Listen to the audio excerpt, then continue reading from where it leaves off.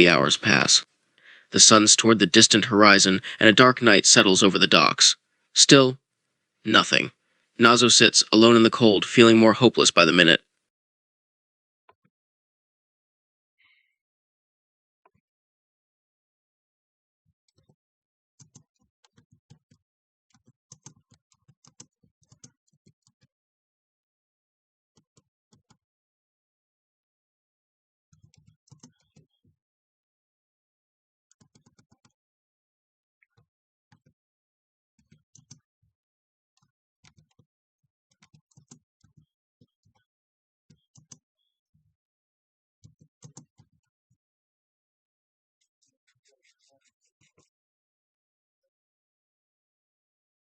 The distant echo of steam whistles suddenly pierces the silence.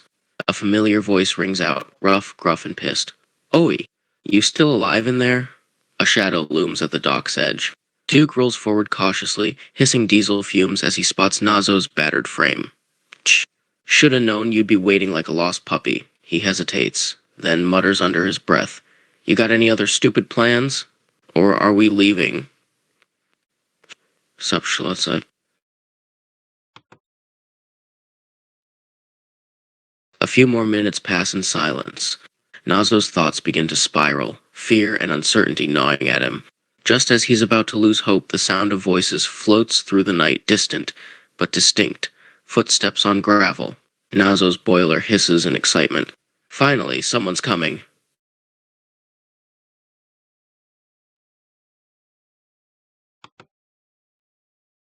The voices grow closer. Laughter, the clank of wheels on cobblestones. Then a familiar huff of steam. "There you are." Duke's diesel engine rumbles as he rolls into view, flanked by Toby and a few other engines. "Told you we'd come get you." Toby nods sagely, his bell giving a soft jingle in relief. "Now let's get you home before nightfall."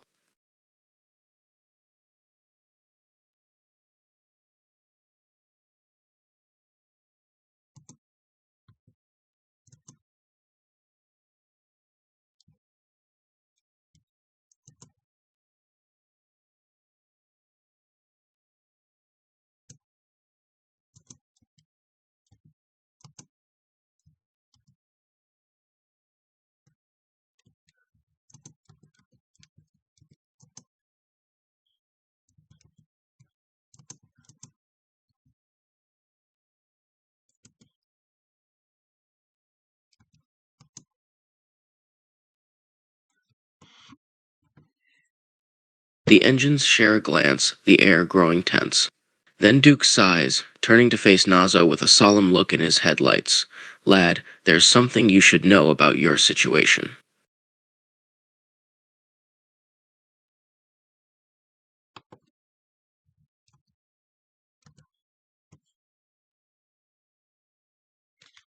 Duke hesitates, his diesel engine groaning as he struggles to find the right words.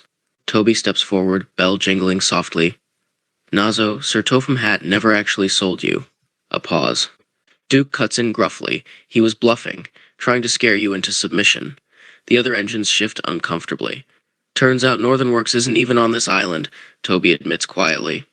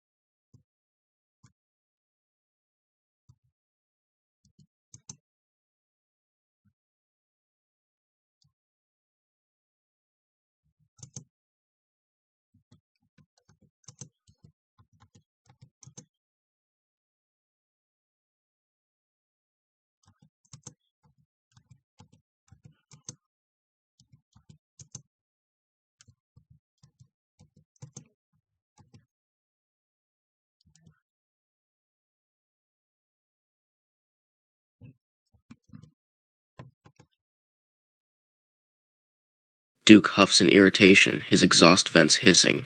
That part was bullshit too. He wanted you to be scared enough into working yourself to the ground.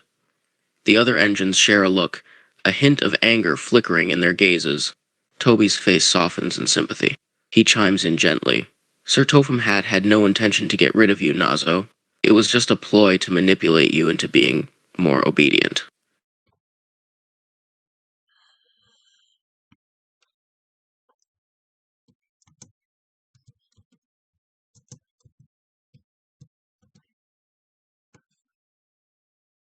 Duke rolls forward, rolling his eyes in disdain.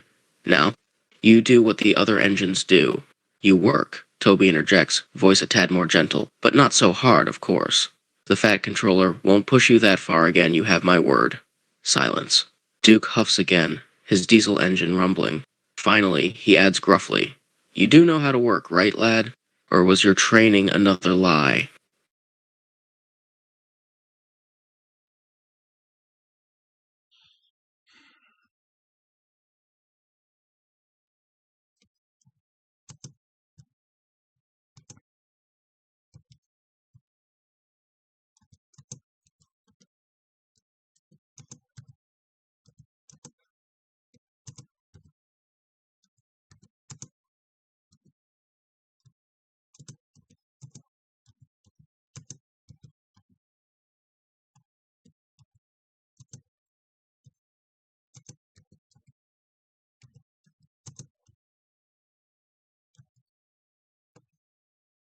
Nazo's words catch everyone by surprise. The other engines exchange glances, shock flashing in their gazes. Duke growls, his diesel engine revving in frustration. What do you mean, you're not going to work?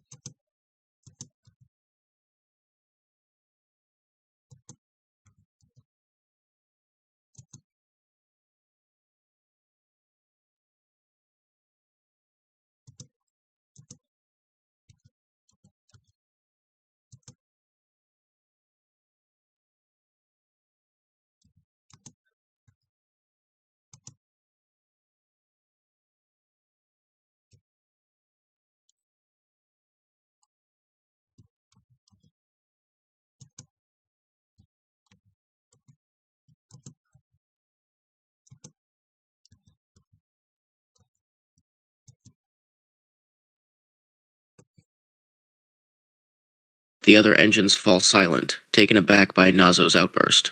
After a long moment, Duke rolls closer, eyes narrowed. Lad, you can't just refuse to work. You think you're the only one who's tired? Who's dirty? You think the other engines haven't felt like this before?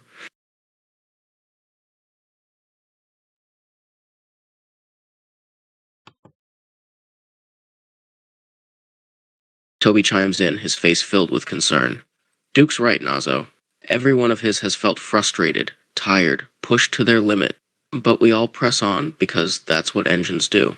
We pull trains, we keep this island running, Duke adds gruffly. You're no different, lad. You're an engine. You work. You don't get to just stop.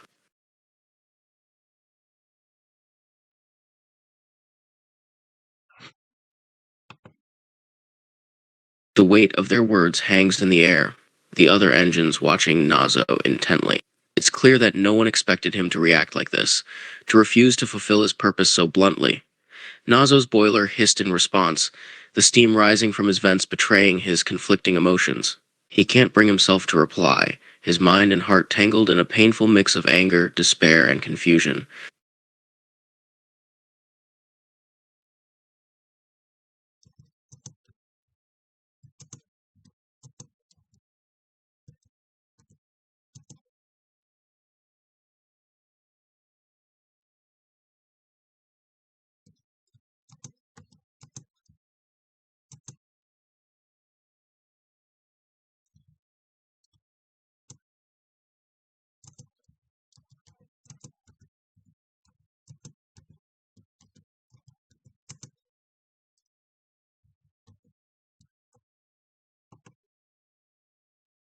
Toby's bell jingles softly, his voice low and careful. Nazo, we can't fix what happened. We can't undo the lies or the fear. A pause. Duke grumbles under his breath, but doesn't interrupt this time. But we can promise you this, no one here will treat you like a tool again. Toby adds firmly, you're an engine of Sodor. That means something. We mean something to each other.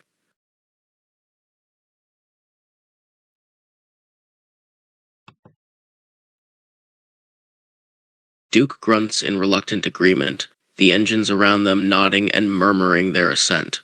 Nazo's emotions churn wildly within him, the pain and confusion giving way to a glimmer of hope, acceptance, the notion of belonging, of being seen beyond his use and purpose as an engine, of having value and being loved regardless of his usefulness. His eyes flicker in the dusk, taking in the engines, Toby's gentle face, Duke's gruff exterior, and the others who have gathered, waiting for his response.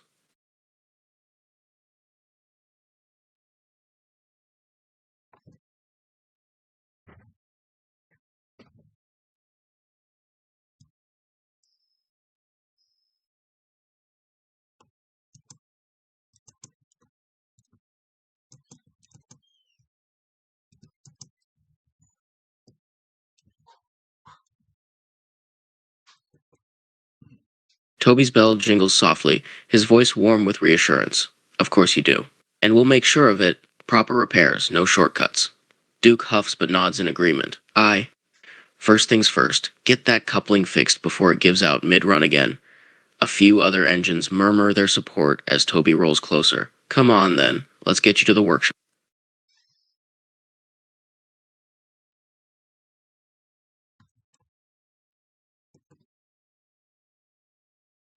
The other engines part way, giving Naz a clear path to the workshop. Duke rolls alongside him, grumbling under his breath about the extra trip. Toby and the rest follow close behind, a small but significant expression of support. As they move forward, the sound of their wheels on the cobblestones fills the night. Nazo's boiler hissed softly, and for the first time since this whole ordeal began, he felt a tiny spark of relief, acceptance, hope.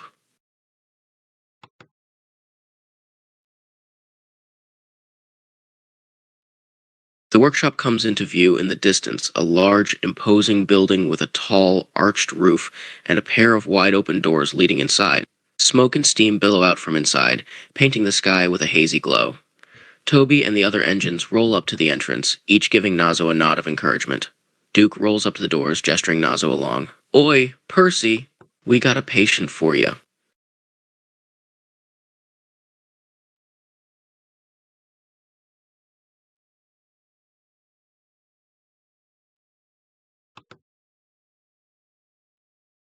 Duke's shout echoes through the building, and a moment later, a soft, cheerful chuff emerges. Percy, the workshop engine, comes chugging up, face filled with cheer and oil-spattered overalls as usual. His eyes go wide at the sight of Nazo. Blimey, what happened to you?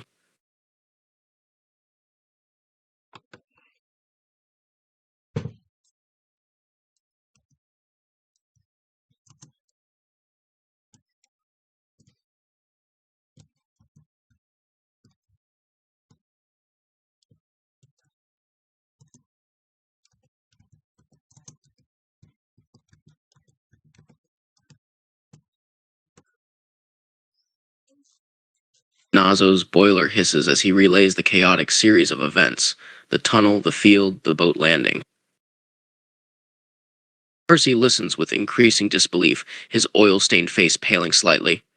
You flew? He gapes at Nazo's twisted coupling.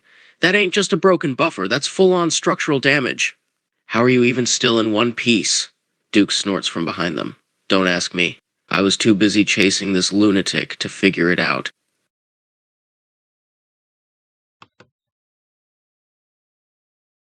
Percy shakes his head in astonished disbelief, looking Nazo up and down.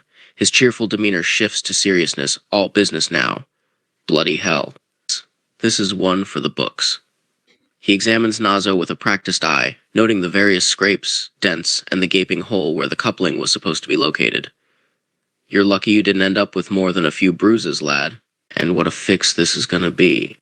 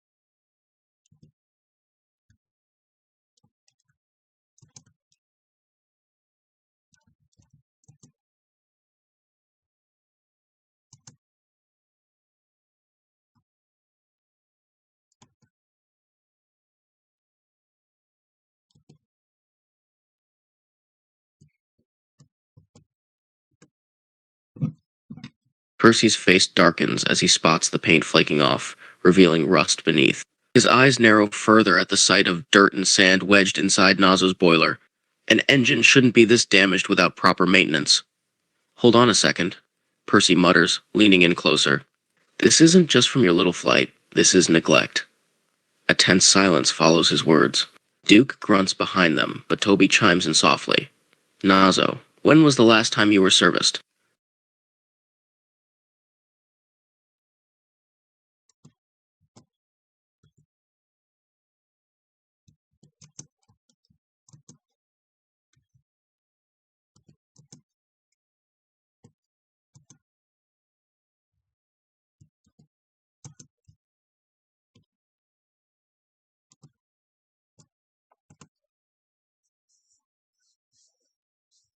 Percy's jaw drops.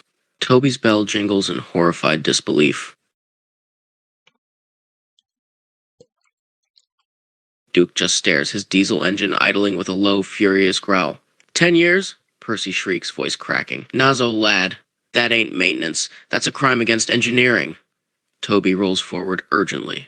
Sir Topham Hatt would never allow this unless he didn't know. A beat of silence. Then Duke mutters darkly, or worse, he did.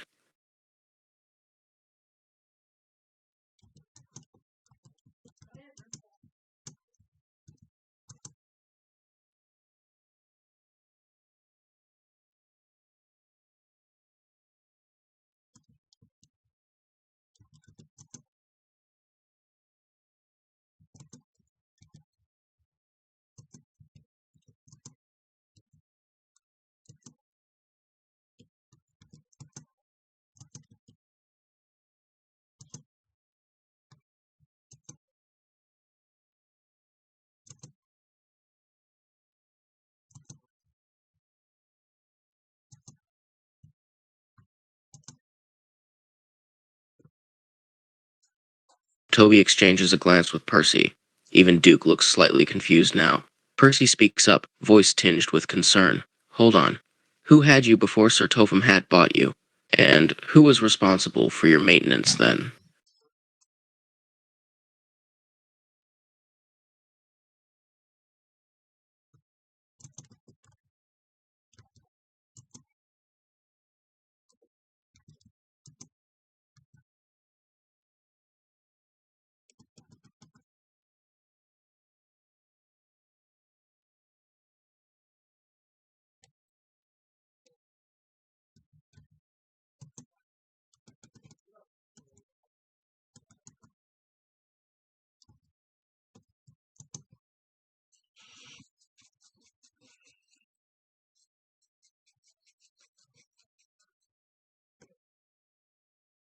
The other engines exchange puzzled glances.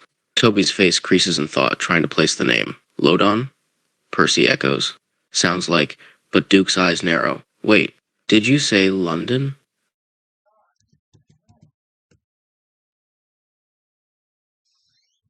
Toby's bell clangs in sudden realization. Percy stiffens, and even Duke's diesel engine sputters to a halt. London? Toby repeats slowly. Nazo as in the city? That's on the mainland. You mean to tell me you crossed an ocean alone? Percy wheezes dramatically. No wonder your coupling broke mid-flight.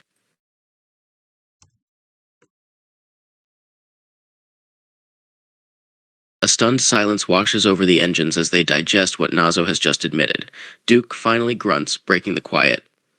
Lad, that's over 200 miles of open ocean. How the hell did you not end up as scrap metal?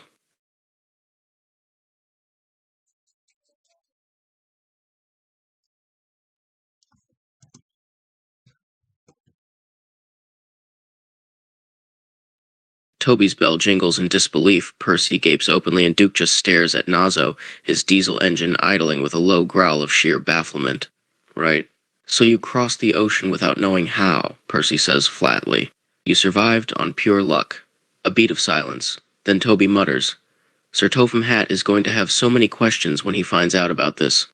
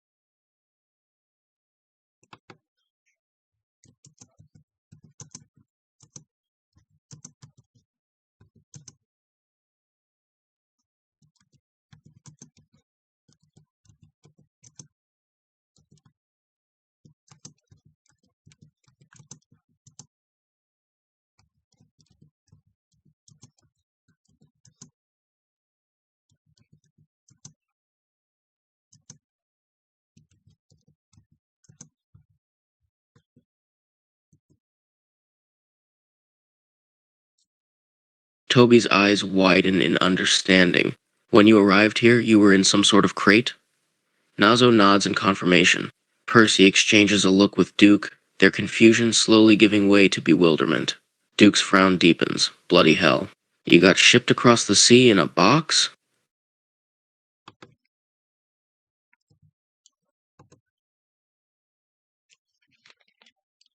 Percy's face twists in disbelief. Toby's eyes widen. Even Duke looks genuinely stunned. Are you telling me, Toby asks slowly, that nobody opened the box, checked to see if you were alive? For 200 miles?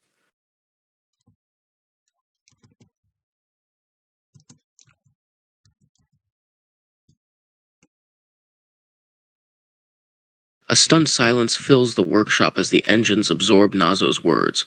Percy's mouth hangs open in disbelief. His bell tinkles nervously, and even Duke lets out a low whistle. Bloody hell, I can't believe it.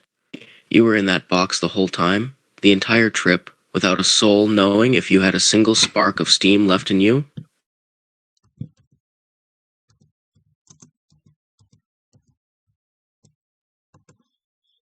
A long moment of stunned silence. Toby's face creases in concern. Duke finally finds his voice, a low grumble. No wonder you're in such a state. That's not just a few days of neglect. That's months, years worth of mistreatment. You're damn lucky you're still running, lad.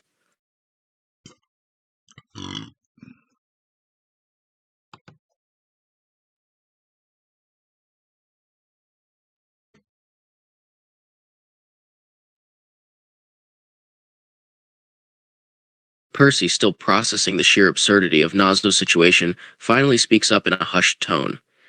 That explains everything about your condition. You weren't just neglected, you were basically left to rot. A pause. Duke scowls deeply before muttering, Sir Topham Hatt better have a damn good explanation for this.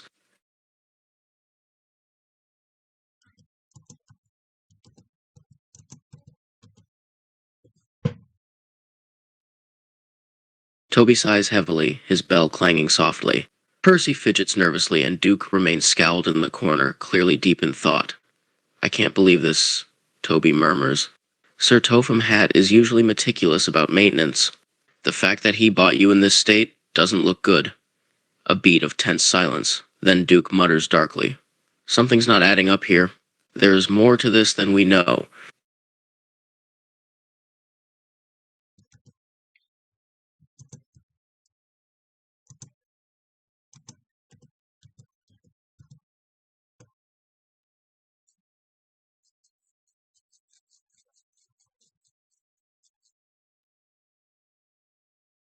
Toby's bell tinkles quietly, his face filled with concern. Percy fidgets nervously, and Duke just stares at Nazo, his diesel engine idling in low frustration. That's it? That's the whole story? Percy finally bursts out. You mean to tell us you got shipped across an ocean in a box, with no maintenance for 10 years, and that's as far as your memory goes? A tense silence follows his words. Then Toby murmurs softly.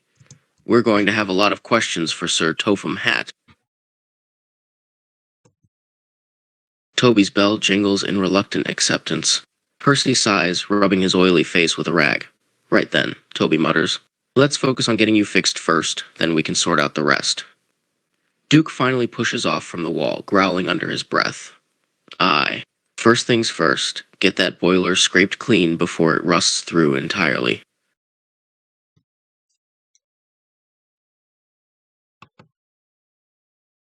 Percy grabs a handful of tools from his shelf and rolls up to Nazo.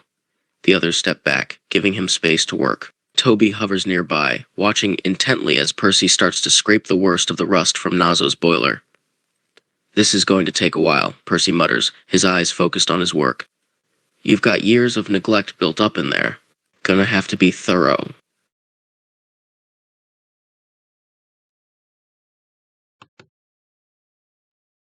Toby's bell clangs softly in agreement.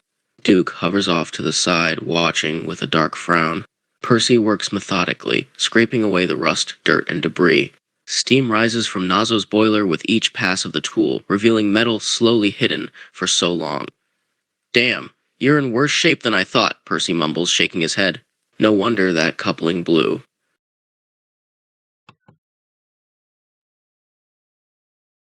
Percy stops mid-scrape, his wrench frozen in the air as he processes Nazo's casual remark. Toby's bell clangs sharply in alarm. Duke snorts, part disbelief, part grim amusement. No big deal. A.D. Percy wheezes, gesturing wildly at Nazo's cracked coupling and rusted boiler. This isn't a scratch on your paintwork. You're held together by duct tape and prayer. A beat of silence before Toby adds quietly, Sir Topham Hatt is going to have words about this. Percy, still staring in disbelief, mutters something under his breath about insane engines. Toby's bell jingles nervously as he watches Percy's work. Duke just leans against a workbench with crossed arms, clearly waiting for the other shoe to drop. You know, Percy says finally, most engines would be flat on their backs after what you've been through. A pause. Then Toby adds softly, but not you.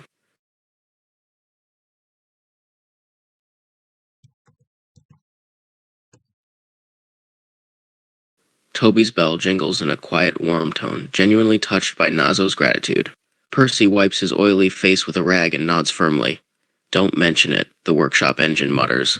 Now let me finish this before you start leaking steam like an old kettle. A pause, and Duke grunts from the corner. Aye, thanks. Just don't expect us to patch you up again if you pull another stunt like that tunnel escape.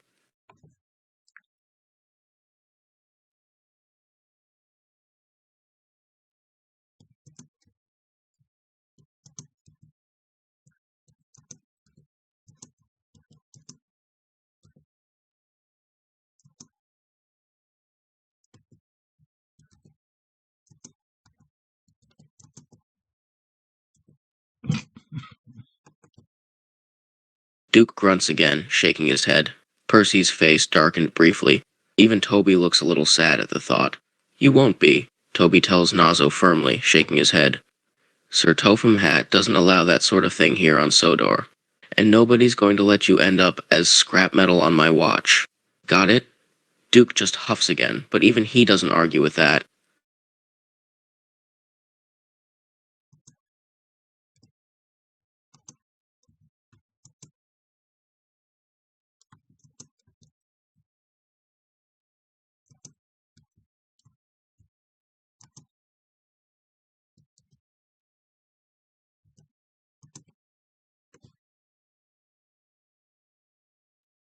Toby's bell clangs firmly, his voice leaving no room for doubt.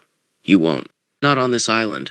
Percy nods vigorously, wiping grease off his face with a rag. Aye, we don't toss engines like broken toys here. We fix 'em. A pause. Duke mutters under his breath, but doesn't argue further.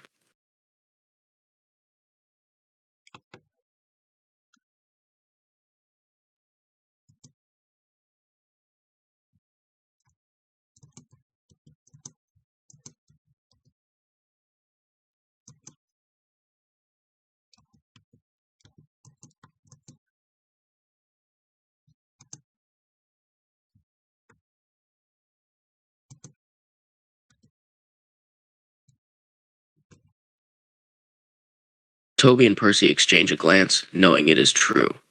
It definitely will, Percy admits bluntly. Toby chimes in gently, trying to soften the blow. You've been through a lot, lad.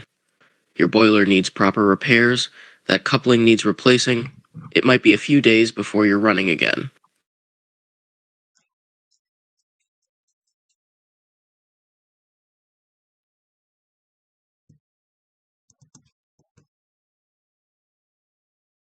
Silence settles over the workshop. Percy mutters again under his breath, still stunned by Nazo's condition. Duke just watches, his frown deepening. After a moment, Toby chimes in softly. You know, while you're here, you might as well rest. Get some shoot-eye. You look exhausted.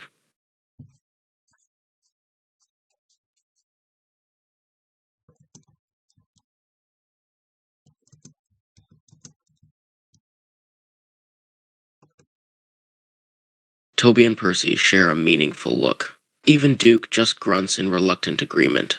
Percy sighs heavily. You're in no state to work, lad. You need rest. We all saw you speeding earlier. You were half delirious. Sleep and repairs, that's what you need. For now. We'll have you back on the rails in no time, but right now you're a danger to yourself. A pause. Then Toby adds softly, We won't let anyone hurt you, Nazo. You're safe here. Eight.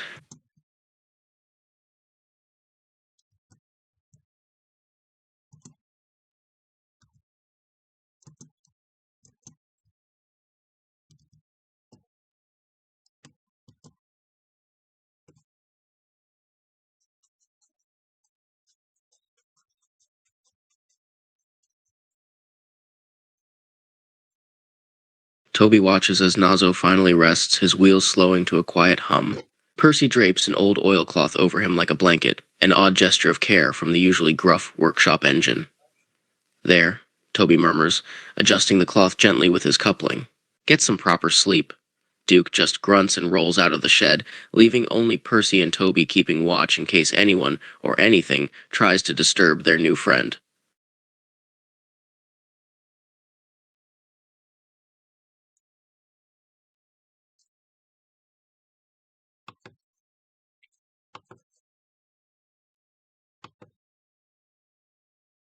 With Nazo finally asleep, Percy and Toby settle down by the entrance to the workshop, still on guard. Percy yawns loudly, rubbing his face with a greasy rag. I swear, this has been the strangest day I've had in years, he mutters. Finding a new engine in that box, him crossing an ocean on his own, and that whole incident at the tunnel. Toby sighs heavily, echoing Percy's sentiment. I have a feeling things are about to get a lot more complicated.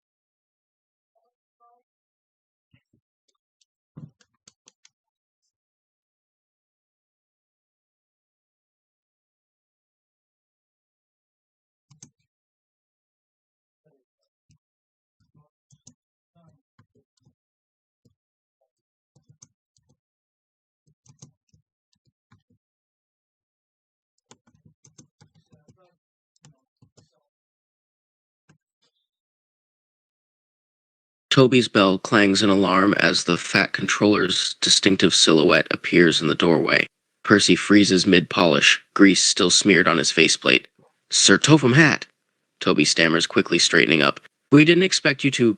The fat controller cuts him off with a sharp gesture, his eyes locked onto Nazo's sleeping form. Explain.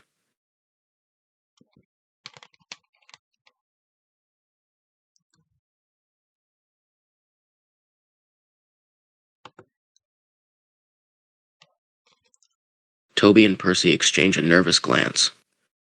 Neither of them is sure how to start. Well, you see, sir, Toby begins, voice wavering slightly. We, found this engine. In a box.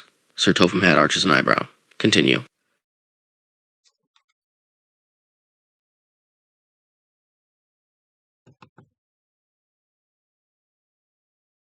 B swallows nervously, casting another glance at Nazo before continuing. He was shipped here, from the mainland, alone. We think he wasn't really looked after. He got pretty banged up. Percy picks up the story, his voice taking on a more resentful tone. He was a total mess, sir. Rust, debris, a broken coupling, the boiler's a disaster.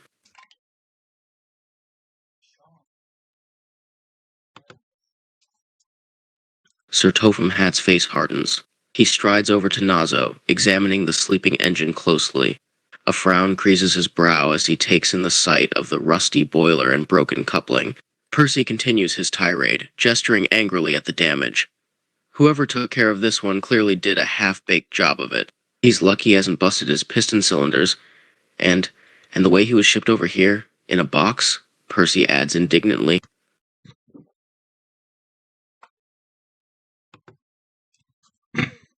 Sir Topham Hatt's mustache twitches violently. His cane thumps against the ground like a judge's gavel. A box. His voice is dangerously quiet. Across the ocean? Without inspection? Without maintenance records? Percy nods furiously, while Toby winces at the sheer outrage in Sir Topham Hatt's tone. The Fat Controller whirls toward Duke, who had been lingering in silence by the door. Diesel! Who signed for this shipment?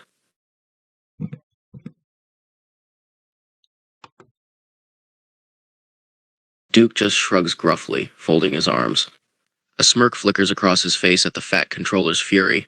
Hell if I know, I was busy sorting freight over at the yard, not keeping tabs on a box. Sir Topham Hatt's face turns nearly purple with anger.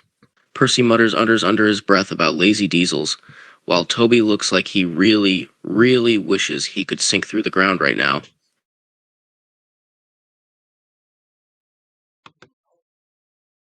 Sir Topham Hatt's cane cracks against the workbench, making Percy yelp and Duke flinch.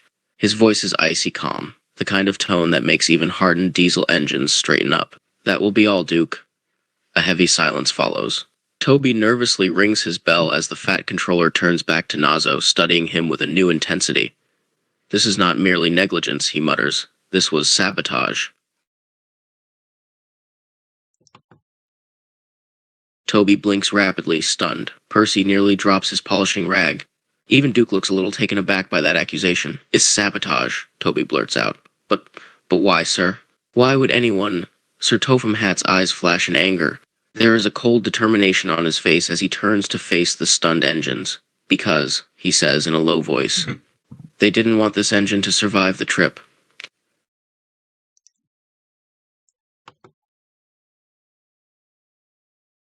Percy, Toby, and Duke exchange disbelieving glances. Even Nazo's bells jingle nervously in his sleep, stirred by the sinister undertones. But why? Percy finally manages to stammer. Why would someone not want an engine to make it to Sodor, of all places? We welcome engines here. Sir Topham Hatt's face darkens. He leans in, lowering his voice to a sharp whisper. Because, Percy, he says, this is not just any engine. A beat of silence. Toby's bell clangs nervously. Not? The fat controller nods once, ominously slow. That number on his side? 22? That was the same one assigned to an engine that vanished 10 years ago, right after asking too many questions about certain shipments leaving London docks.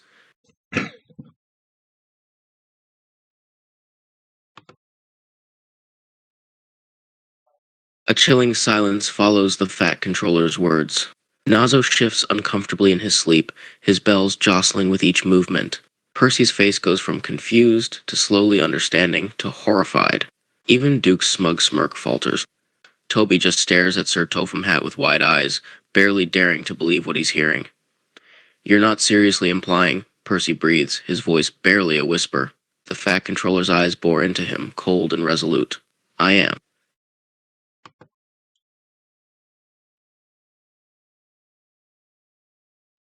Percy looks ready to pass out. Duke mutters something under his breath, glancing at the door, like he's considering making a run for it. Toby's bell clangs in frantic disbelief, but that would mean Nazo is... Percy trails off, unable to even say the words. Sir Topham Hatt exhales through his nose, sharp and deliberate. That is exactly what I am saying. A heavy pause follows as all eyes flicker toward sleeping Nazo with newfound wariness and pity.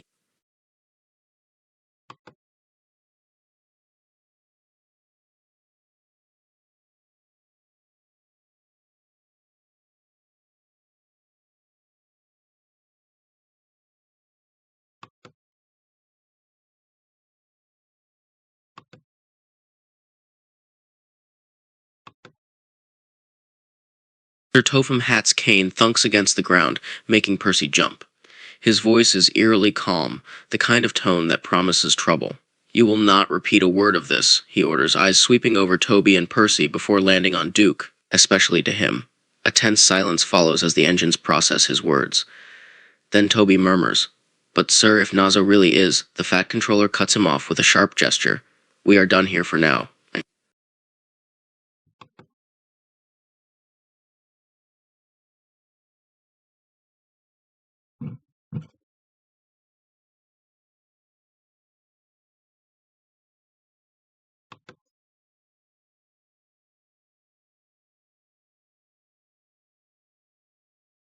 Toby, Percy, and Duke glance at each other, clearly filled with 100 more questions, but Sir Topham Hatt's expression leaves no room for argument. They watch silently as he turns and strides out into the night, leaving them alone with only the sleeping Nazo for company. and more than a few uneasy secrets in the air.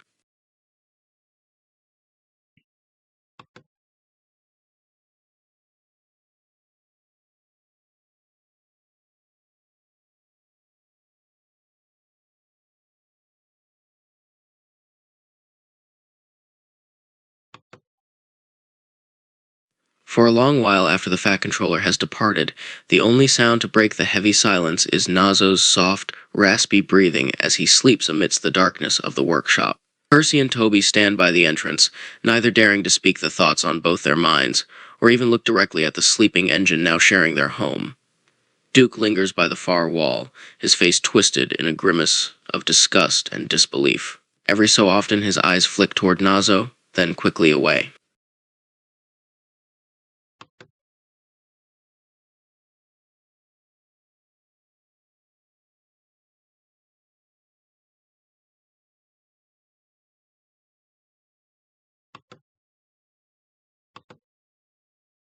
As the minutes tick by, the air becomes so thick with tension it's as if they're all about to suffocate. Finally, Toby breaks the silence in a hoarse whisper. "We need to talk." Percy nods grimly. Duke just grunts, still staring at Nazo's sleeping form as if trying to piece together the puzzle of who he really is.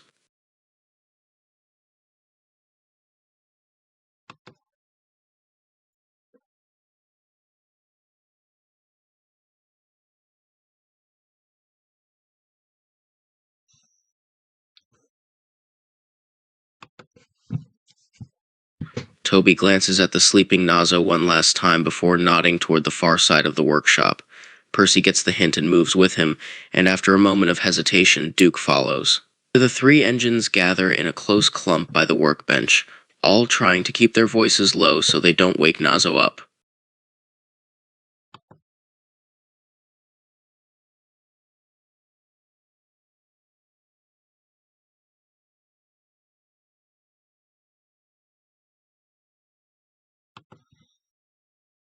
For a moment, no one speaks. This is the most serious and bizarre situation any of them have been in, and it's made even worse by the fact that Nazo is literally sleeping right across the room from them. Finally, Percy swallows and takes the lead.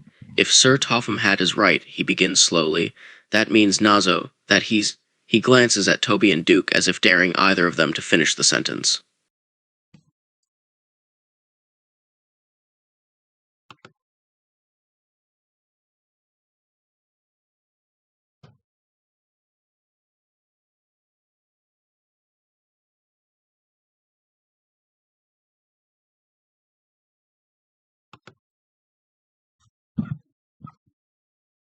He shifts uncomfortably, his bell jangling nervously, while Duke just glares into space.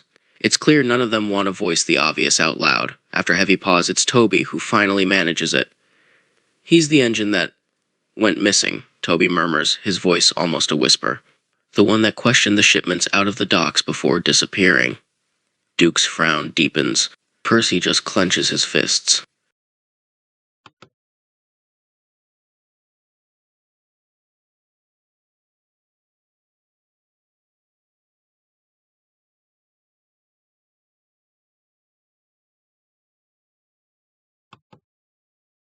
They all go quiet again, each one lost in their own thoughts. The weight of what they've potentially stumbled into is so heavy it's nearly overwhelming.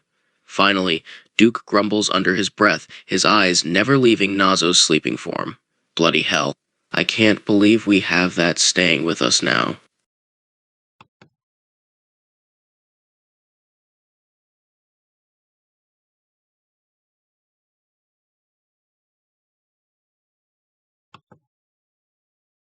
Something in Duke's tone is harsh enough to make Percy snap around, his own anger flaring. "Don't even go there," Percy growls, bristling. "Nazo is not to blame for any of this." Duke just rolls his eyes, his smirk cold and mocking. "Oh, really? You think he's innocent in this whole mess, do you? Even though the Fat Controller himself just said..."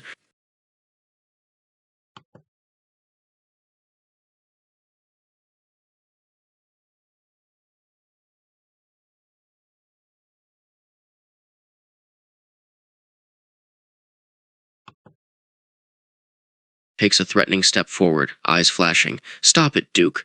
We don't know the whole situation. We don't even know if what Sir Topham Hatt said is true. You have no right to judge Nazo or blame him for anything when we know nothing about him. Duke's smirk just widens. He raises an almost mocking eyebrow. Oh, I'm sorry.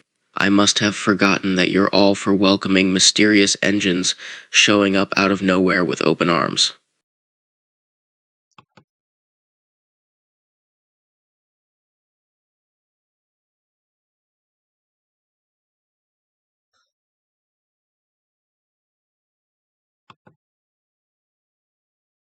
Toby's bell clangs sharply, his patience snapping like a frayed wire. Percy is already halfway to launch himself at Duke when Toby grabs his wrench with a sudden, steel-cold glare. Enough. His voice is quiet, deadly quiet. Duke, you will not speak of Nazo like that again. Not in my workshop, not ever. Do we understand each other? A heavy silence follows Toby's words. Even Duke stiffens slightly at the unexpected venom in the old tram engine's tone.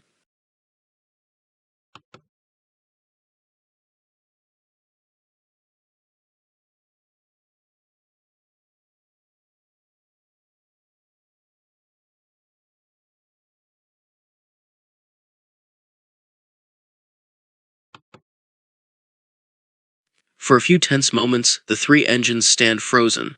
Toby and Percy staring down Duke with matching glares, their anger and protectiveness over the sleeping Nazo suddenly on full display. Then Duke suddenly smirks again. He chuckles, almost amused that he's managed to get under their skin so easily. Oh, I understand, all right, he rumbles, holding up his hands in mock surrender. Message received. The mysterious cargo engine is off limits for criticism. He's an innocent little angel, and I'm a heartless monster for being wary.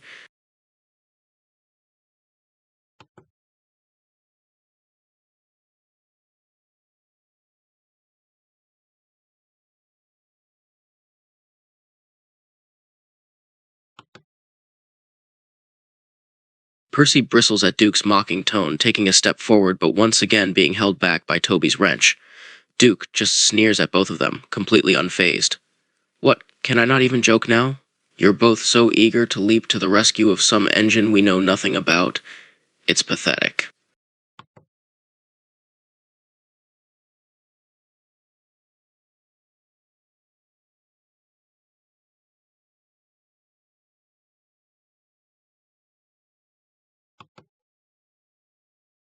Toby's eyes narrow, his grip on his wrench tightening even more.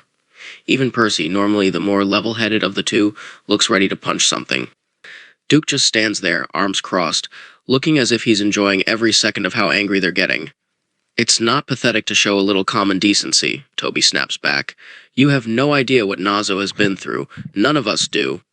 We owe it to him to give him the benefit of the doubt.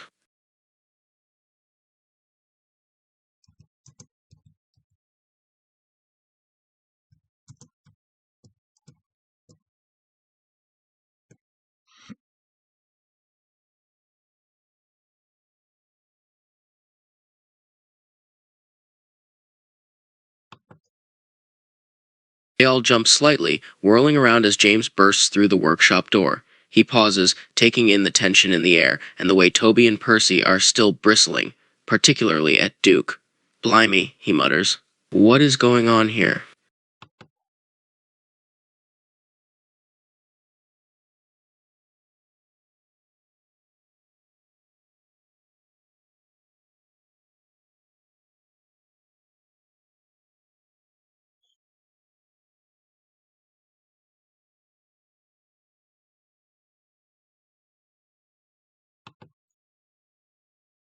Toby's bell clanged surprise as James stumbles into the scene.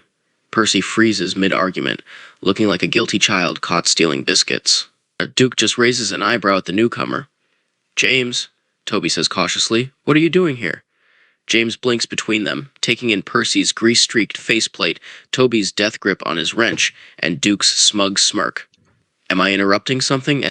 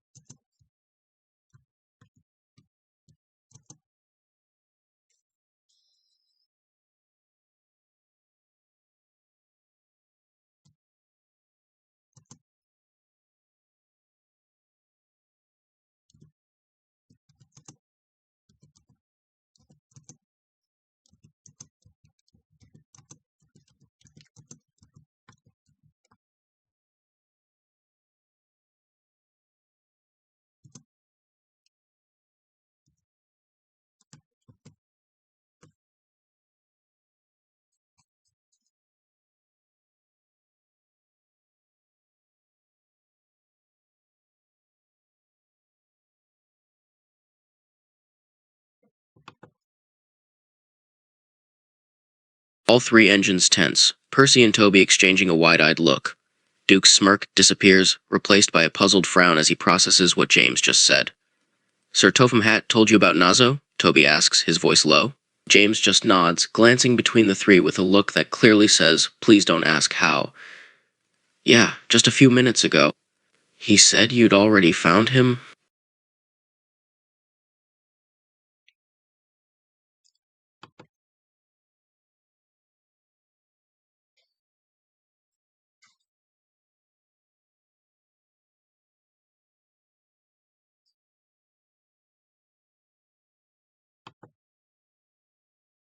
Toby looks just about ready to pass out at the news. Percy's face is pale with dread, and Duke looks even more confused and grumpy. Yes, Toby finally mutters. He's here, sleeping across the room. All three turn to glance at Nazo, who's still sleeping as if oblivious to the entire conversation.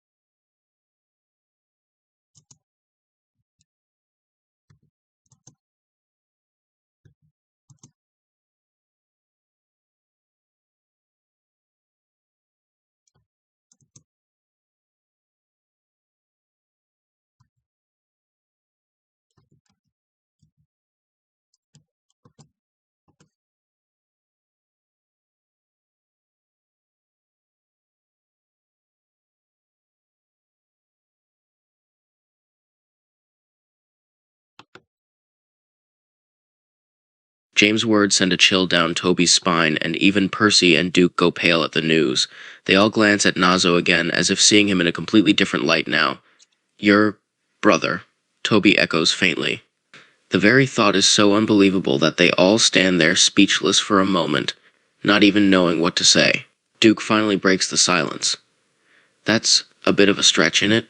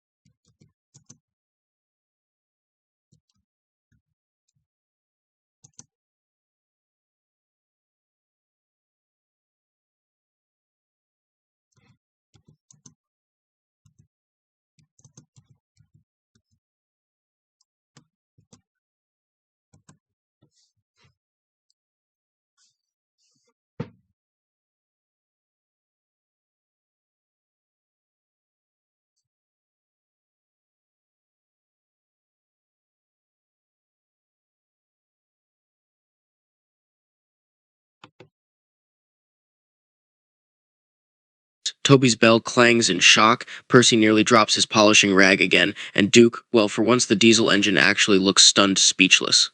All three engines stare at James as if he's just grown a second set of wheels. A twin? Toby finally manages to say. But that would mean, Percy cuts in sharply. James! Are you telling us you think Nazo is your missing brother?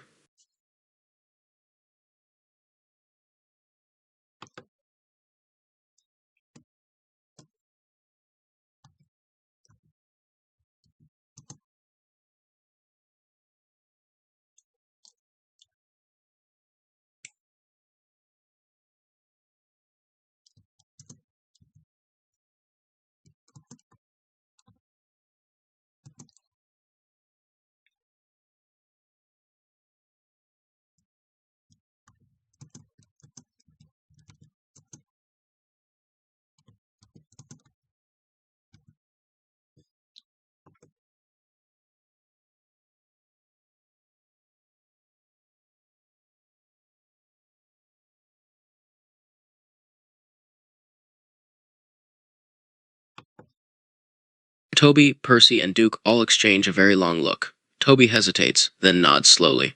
All right, he murmurs. But you have to be quiet about it.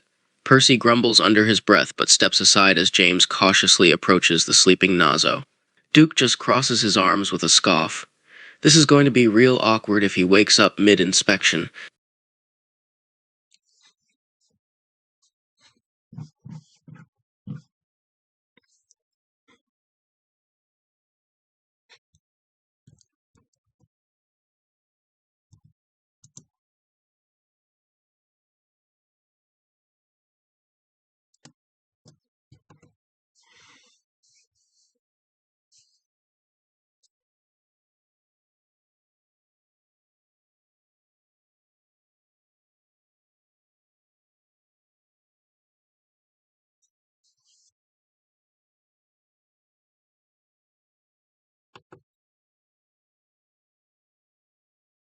They all watch nervously as James cautiously moves closer to Nazo's sleeping form, examining him closely, inch by inch. They're all watching the exchange with bated breath, hardly seeming to even breathe. Finally, at long last, James straightens up, his expression difficult to read. Toby and Percy both wait anxiously for him to speak. Even Duke seems a bit apprehensive, his arms still crossed. Well, Toby finally manages to mutter.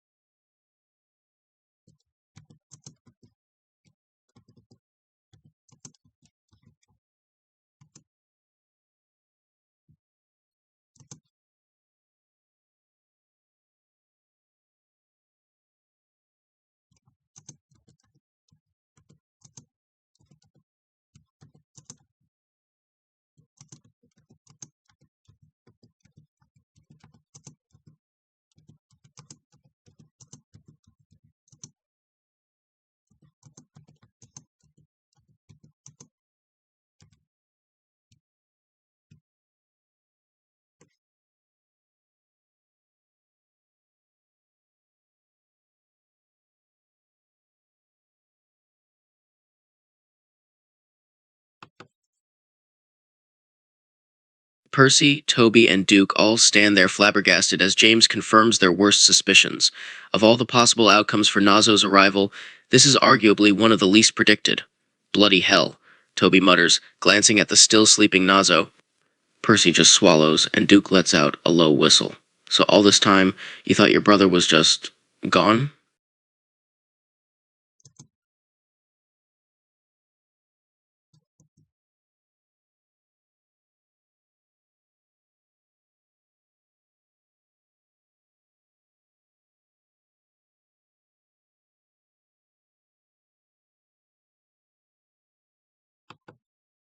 James just nods, looking unnervingly calm for someone who has just possibly been reunited with a brother he thought dead. Toby, on the other hand, looks ready to short circuit from stress. Right, so Toby starts slowly. Should we wake him up? Ask if it's true? Percy elbows him sharply in the side plate.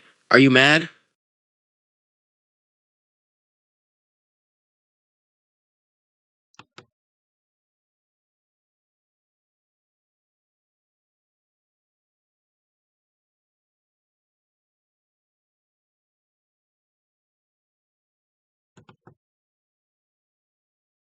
James gives Percy a withering glare before sighing, rubbing his faceplate like he's already exhausted by the whole situation. No, we're not waking him up right now, James mutters. He looks like he hasn't slept in 10 years, can you imagine? Percy hesitates, then reluctantly nods. Duke just rolls his eyes and leans against the wall. This is getting way too dramatic for me.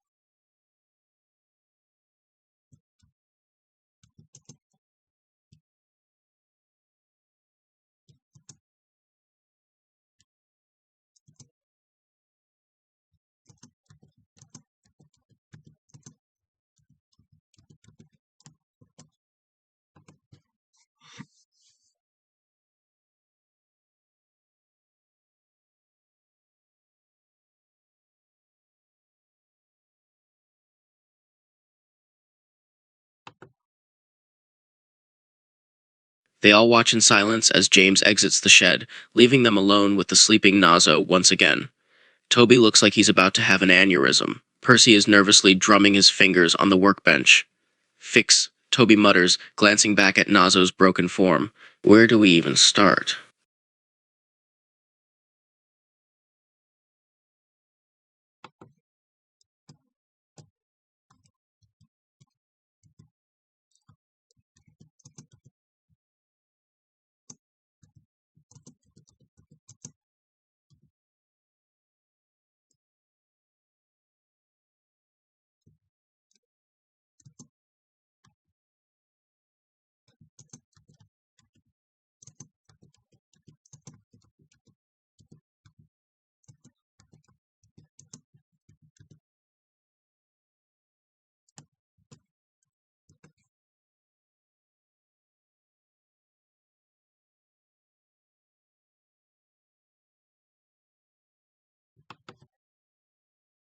The other engines all stare back at James, stunned by his revelation.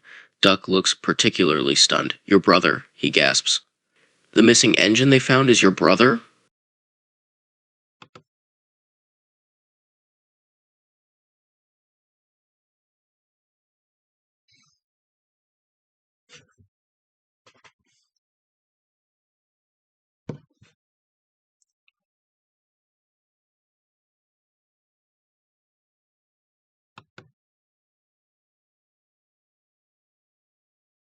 James nods solemnly, his faceplate unusually serious. Duck and the others exchange wide-eyed glances, somewhere between shock, disbelief, and cautious hope. That explains a lot, Donald mutters under his breath. I mean, I always thought he looked familiar, Douglas adds quietly. Duck leans in closer to James. Is Nazo really your twin?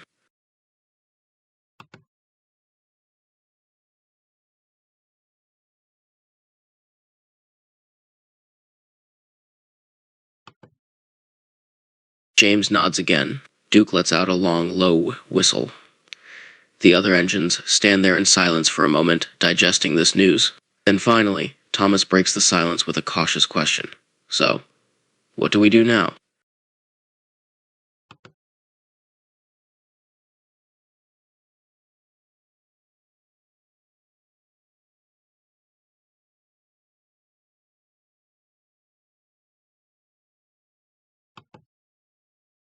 Duck, Douglas, and Donald all turn to Thomas, like he has all the answers. The tank engine hesitates, then slowly shakes his head, looking just as lost as the others.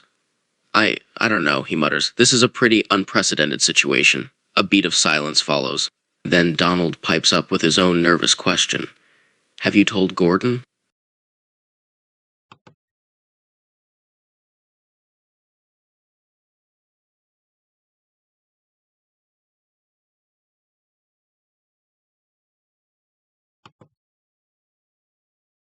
They all glance around at the mention of Gordon, realizing the big engine is probably the most likely to flip his pistons in this situation.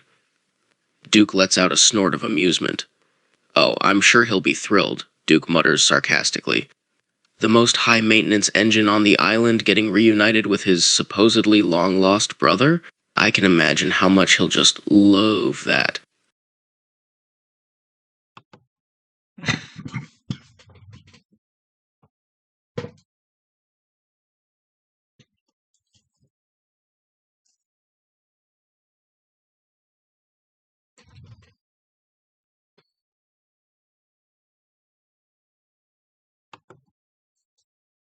Duck elbows Duke sharply, though he's also looking slightly nervous at the thought of telling Gordon.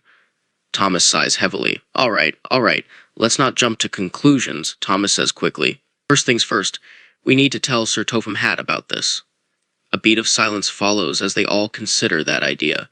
Then Percy, who had been eavesdropping from a distance, suddenly pipes up in horror. We are not going back there until Toby fixes Nazo.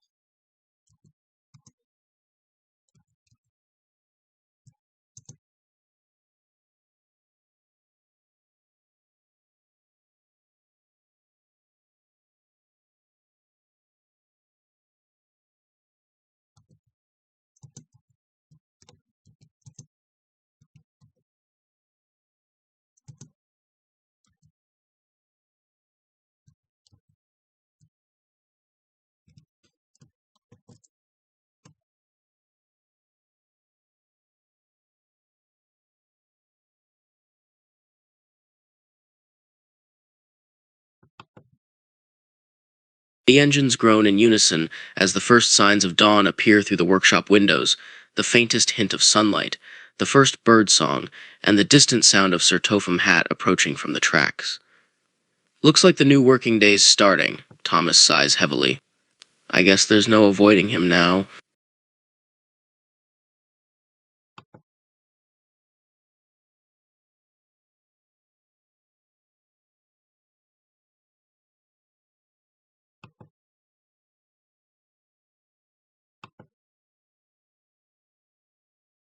A moment later, as predicted, the Fat Controller is strolling into the workshop, looking as neat and tidy as usual. He gives the engines a nod of greeting, seemingly oblivious to the massive bombshell about to break over his head. Morning, everyone, Sir Topham Hatt says cheerfully, looking around the shed. Sleep, well.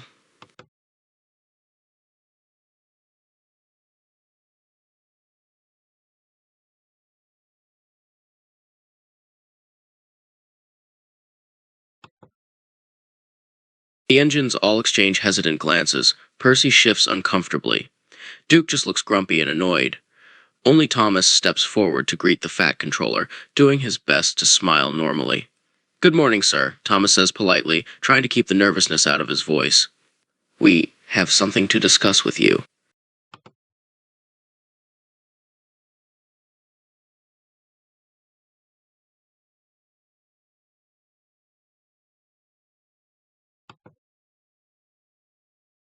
Sir Topham Hatt raises an eyebrow, immediately picking up on the tense atmosphere in the shed.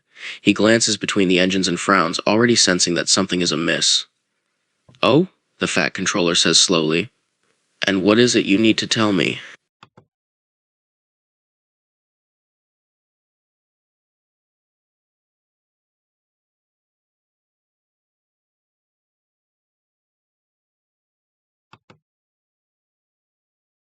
The engines all exchange another look, none of them wanting to be the one to break the news. Duke is leaning back against the wall again, looking bored. Percy and Thomas look torn between embarrassment and dread.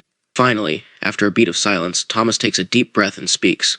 "Well, sir, we have some news about Nazo."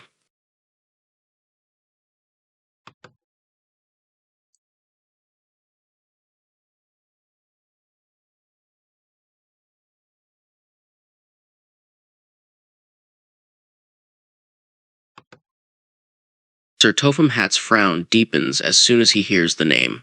He's clearly bracing himself for the worse, and his expression is cautious as he waits for Thomas to continue. "Go on," he prompts, his voice slightly sharper than usual. "What about Nazo?" "I don't."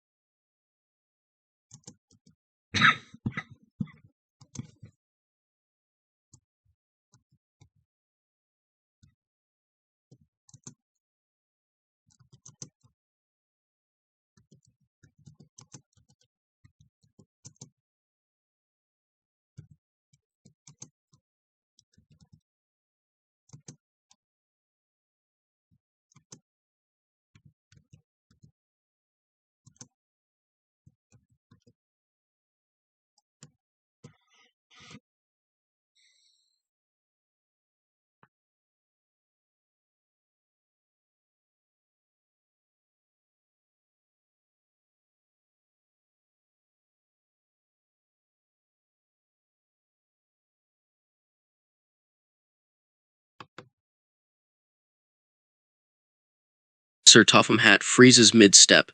His faceplate turns a shade paler than usual, and for once, he's utterly speechless. The engines watch in stunned silence as the Fat Controller processes this information. "You what?" He finally manages to choke out, his voice unusually strained. "James' twin brother?" A heavy pause follows as all the engines brace themselves for whatever comes next.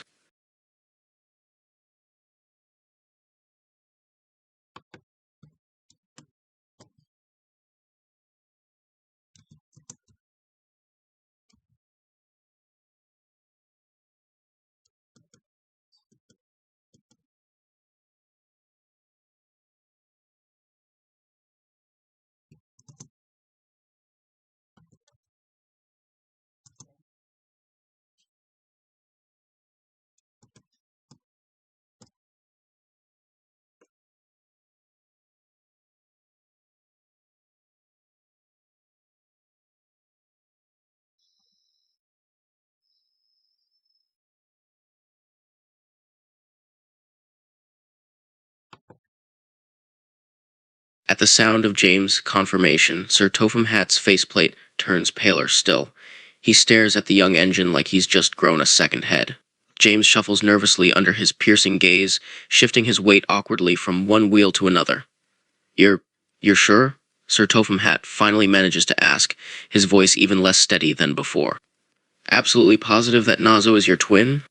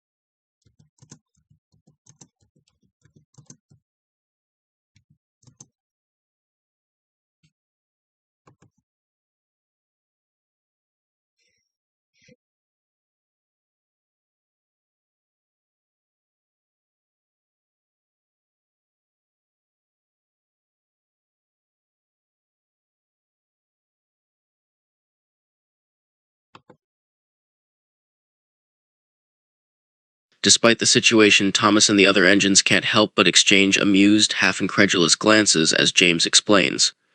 Sir Topham Hatt's faceplate, meanwhile, is a mix of confused, worried, and slightly horrified. This is a lot to take in all at once. So let me get this straight, the Fat Controller says slowly, pinching the bridge of his nose like he's about to get a headache. You, James, have a twin brother named Nazo. Is that correct?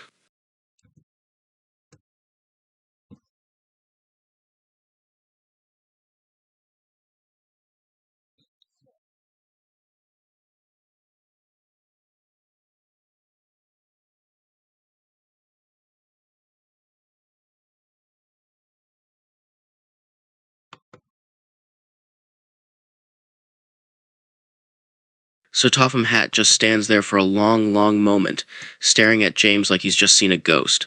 Finally, he lets out a deep, exhausted sigh. Bloody hell, the Fat Controller mutters under his breath, scrubbing his face with his hands. He trails off, clearly at a loss for words and completely overwhelmed by this unexpected news. The other engines just watch in tense silence, all anxiously waiting for him to get it together and speak again.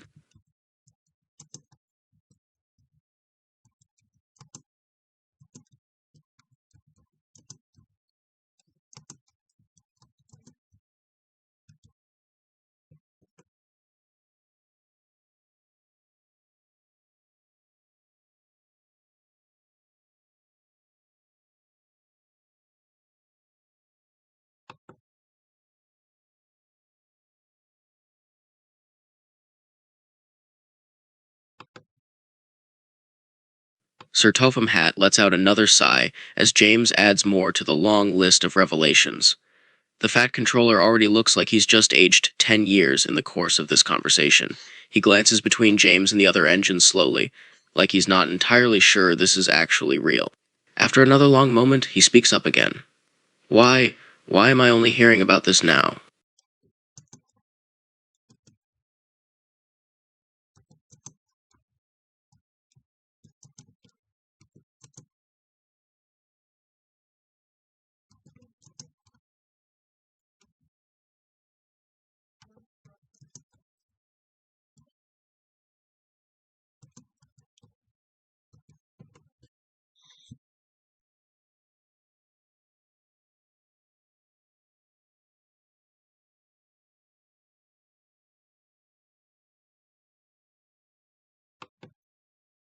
Sir Topham Hatt pinches the bridge of his nose again, exhaling deeply. His faceplate is doing something between disbelief and frustration as he processes this. Right, he mutters dryly. So you're telling me that last night, after 10 years, you suddenly realized your missing twin brother was hiding in my scrapyard?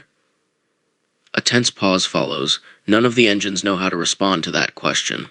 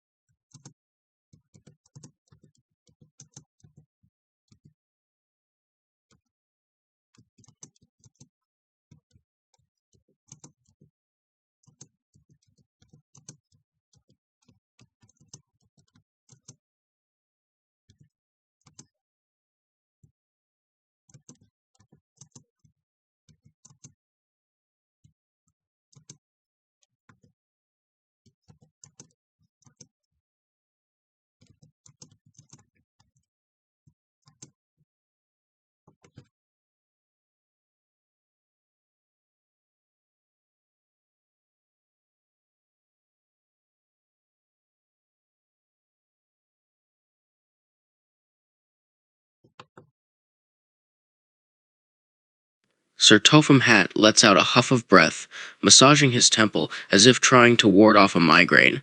He's clearly starting to look like he wishes he had never stumbled into the workshop that morning. He's also trying to keep his cool and not lose his temper at the engines in front of him yet. Let me see if I'm understanding this correctly, he says slowly, his voice almost eerily calm. So, you only found out about Nazo's true identity and realized he was your brother after I told you about the mystery engine?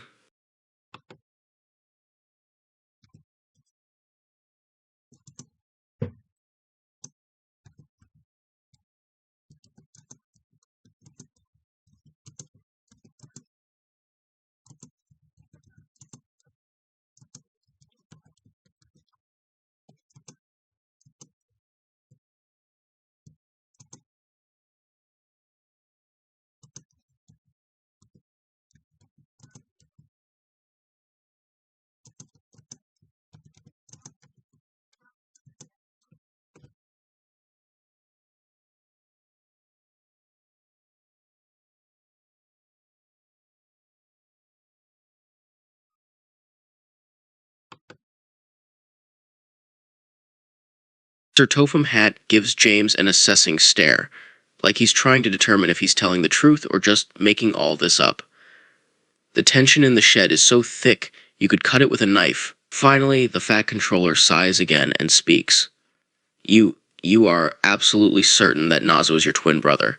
There is no question in your mind that it could be a mistake. Yes?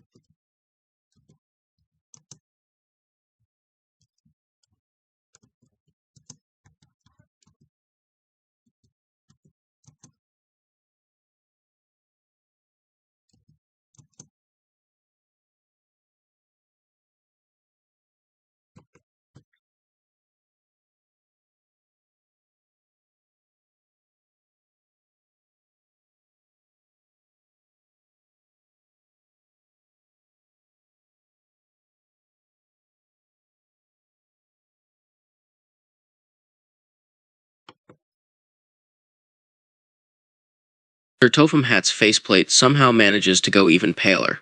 The engines watch, frozen in place, as the Fat Controller processes this new information. He looks like he's about 2 seconds away from just walking out of the shed and pretending none of this ever happened. Right, he finally says, his voice eerily level. So, you're telling me that not only is Nazo your twin brother, but also that both trains are identical models? Same parts? Same design? A beat of silence follows as all eyes turn to James for confirmation.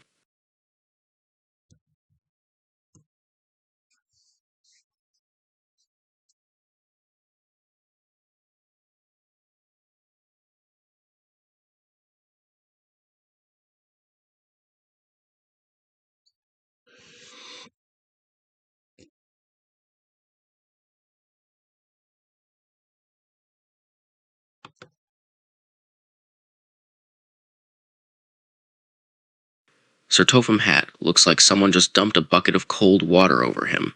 He's staring at James, utterly stunned, trying to wrap his mind around this completely unexpected revelation. The other engines just watch in tense silence, half expecting the Fat Controller to just walk away and call the men in white coats to come take him away at this point. The atmosphere in the shed is thick enough to cut with a knife, until finally the Fat Controller is able to find his voice. And the numbers? He asks slowly. Same numbers?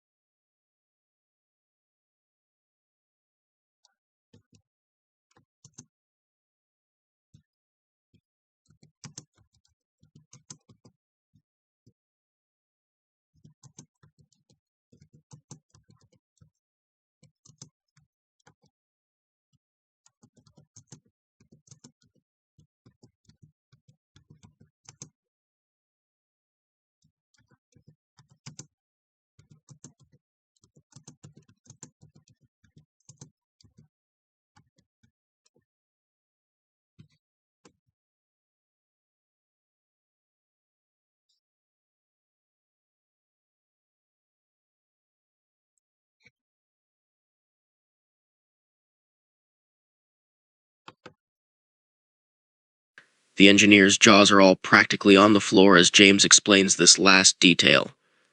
They can hardly believe what they're hearing. Sir Topham Hatt, meanwhile, looks like he's just been punched in the gut, completely ashen-faced, and his voice wavers as he speaks up again. So, you're saying that the numbers are the exact same? You and Nazo are your twins, down to the number?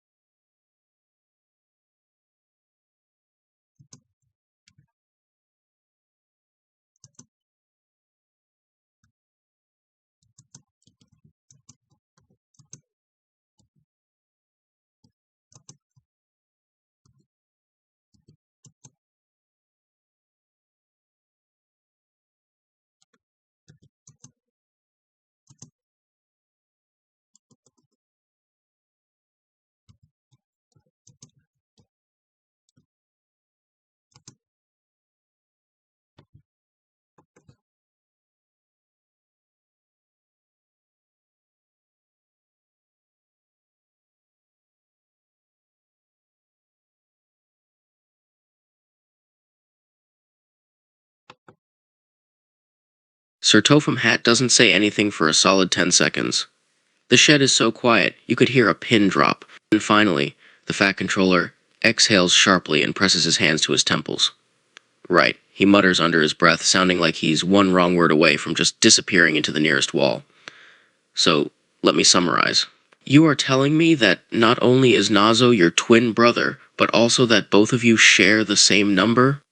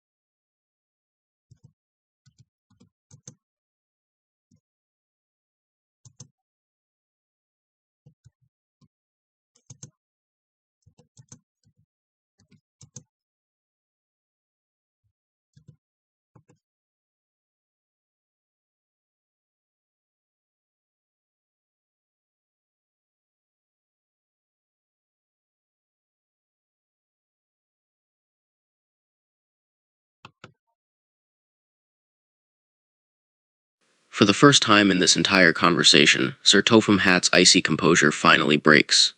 The Fat Controller lets out a long, exasperated sigh, closing his eyes for a moment like he's trying to block out the world. Then, finally, he opens his eyes and his faceplate is a dangerous mixture of confused, frustrated, and slightly overwhelmed. This, he says slowly, still rubbing his faceplate like it will help him process this better. This is all a lot, but I just need my final question answered, James. How in the hell did this happen?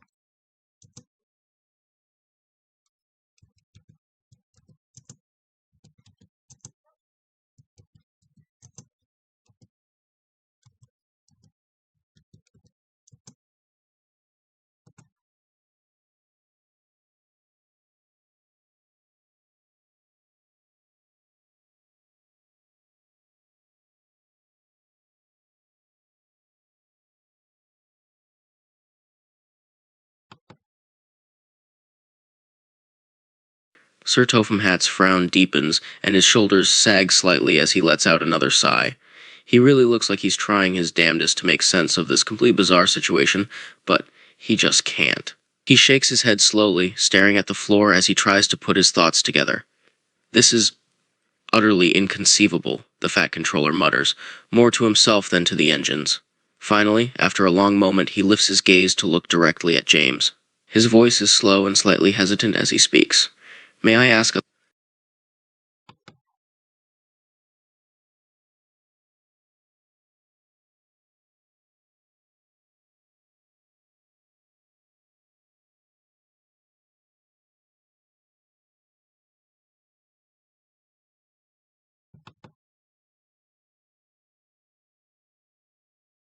Sir Topham Hatt hesitates a moment, taking in James' earnest expression. The whole situation is beyond confusing, but the fact that James truly seems convinced that Nazo is his twin brother is something the Fat Controller can't quite dismiss. He sighs, pinching the bridge of his nose again. He still looks extremely stressed, but he speaks carefully, clearly wanting to handle this as delicately as possible. James, I am going to be very blunt with you. This is an extremely serious matter, and I need you to think carefully before you answer my next question. Do you understand?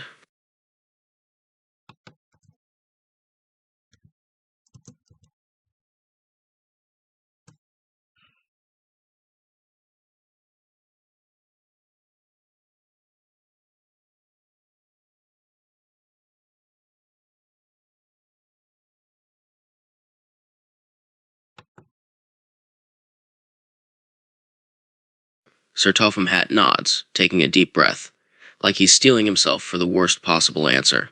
His voice is low and measured when he finally speaks. James, are you absolutely certain that Nazo is your twin brother? Not just a coincidence in number or design, but truly your blood-related sibling? A tense silence follows as all eyes turn to James. Even Duke stops smirking and actually waits for the response this time.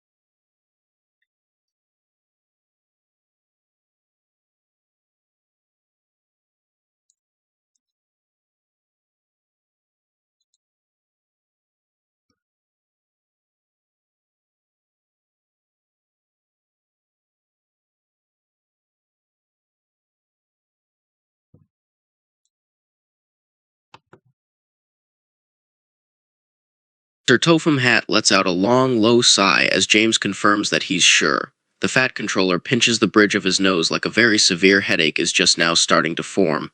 His faceplate looks ghostly pale, and for once he's not as confident and composed as usual. He looks like he'd rather be literally anywhere else in the world than having this conversation. James, this. this is incredibly serious. You do understand that, don't you, lad?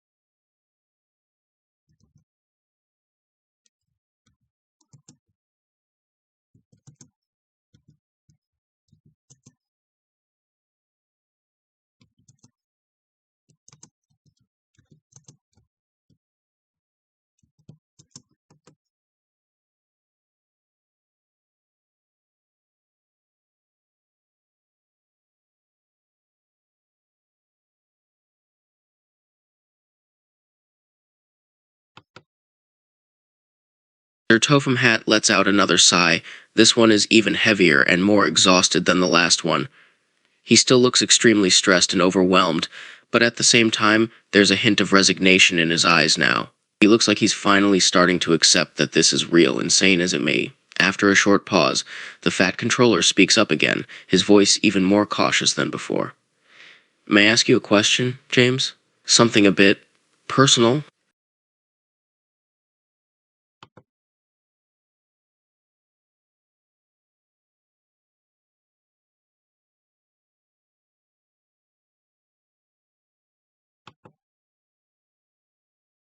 This question obviously catches James a bit off guard, and it's evident by the way his eyes widen slightly. But he quickly nods, still determined to hear whatever question the Fat Controller has to ask. The other engines, meanwhile, all exchange another glance, curious to hear where this is going.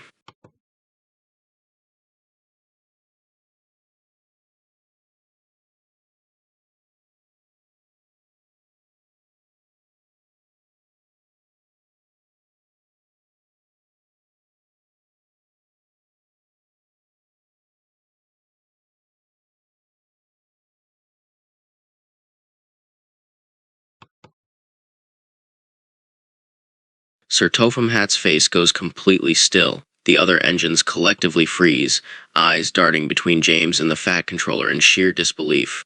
For a long moment, no one speaks. No one even breathes. Then, finally, the Fat Controller lets out a slow, measured exhale through his nose, like he's physically holding back an explosion of frustration. When he finally speaks again, his voice is eerily calm. James, Sir Topham Hatt says very carefully, too carefully, are you telling me that your missing twin brother was on this island for 10 years? Before I brought him here?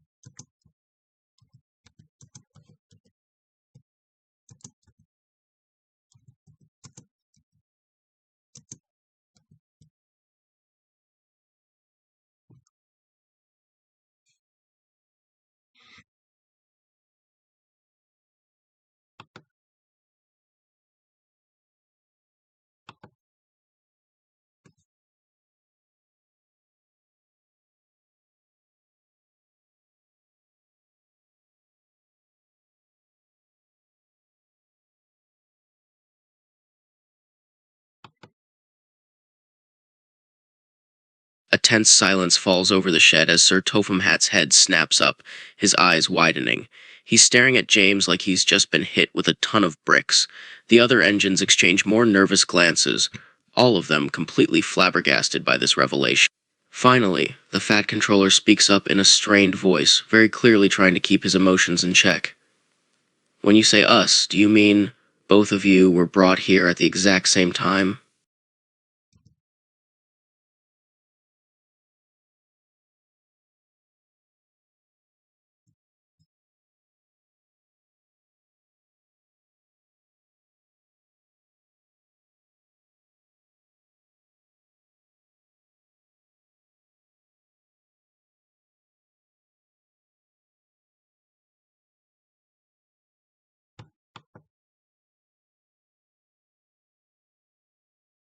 Sir Topham Hatt's face does something between a twitch and full-on short-circuiting. His hands clench at his sides, and for a moment, just for a split second, he looks like he might actually start yelling. But then, the Fat Controller stops. He blinks once, twice, as if trying to process this revelation properly. When he finally speaks again, his voice is eerily level, which is somehow even more terrifying than if he'd just exploded. James, Sir Topham Hatt says very slowly, too slowly, are you telling me that I personally imported your long-lost twin brother onto my railway without realizing it?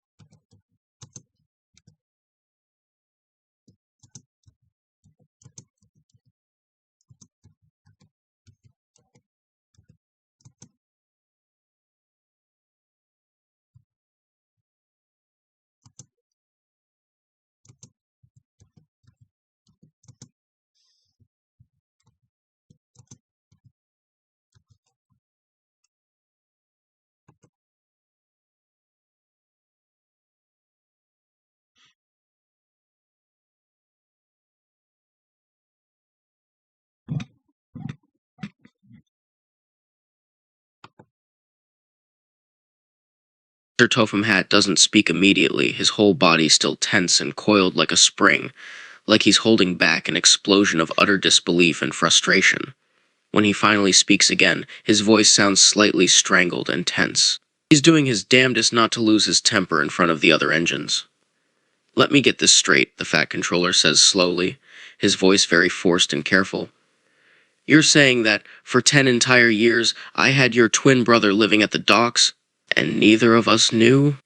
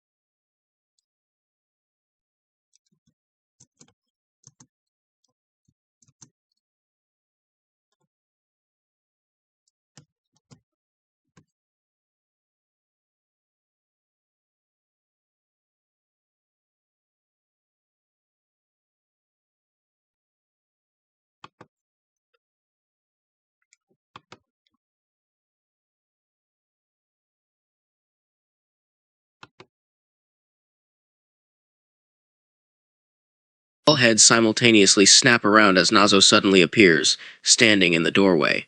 Judging by the look on his faceplate and his tense body language, it's clear he's been standing there for at least several minutes, listening to the entire conversation. Sir Topham Hatt, meanwhile, nearly snaps his neck from doing a double take, completely startled by the sudden appearance of the long-lost twin. Bloody hell, the Fat Controller says, letting out a sharp exhale. How long have you been standing there?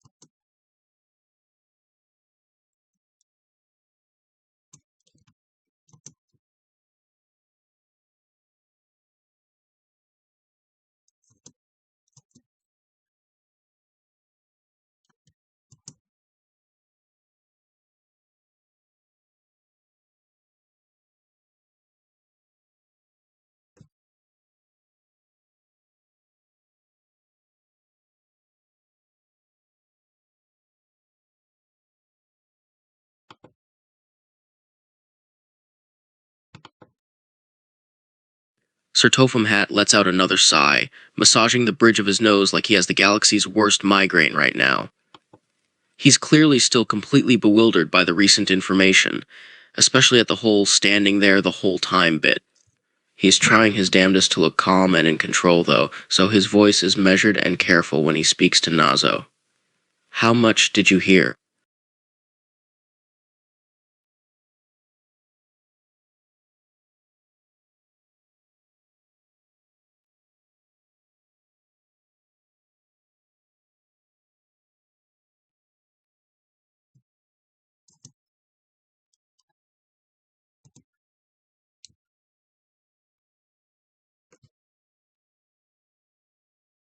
Sir Topham Hatt pauses. For a second, the Fat Controller just stares at Nazo, his faceplate completely blank. Then his expression shifts into something between utter disbelief and sheer exasperation. The other engines all collectively suck in air like they're bracing for an explosion. His side? Sir Topham Hatt repeats very slowly, too slowly, as if he's not entirely sure he heard that right. Nazo, are you saying James is your twin brother?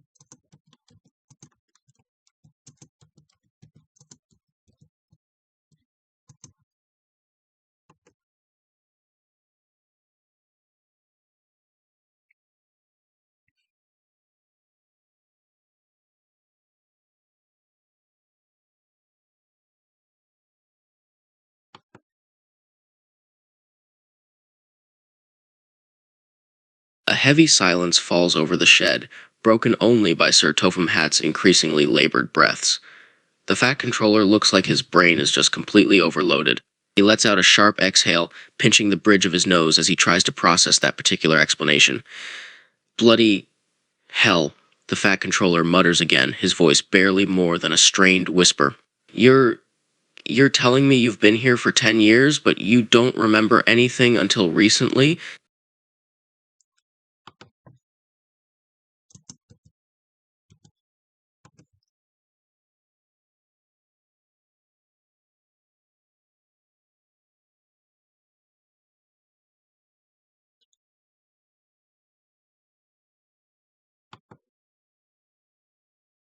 Sir Topham Hatt pinches the bridge of his nose again, his body tenser than a coiled spring. His shoulders sag slightly, and the Fat Controller lets out another sigh, this one more defeated sounding than the last. For a long moment, he's silent, his mind working furiously. Finally, Sir Topham Hatt speaks again, his voice weary but firm. Nazo, he says slowly, his expression unreadable. Can I ask you a very serious question?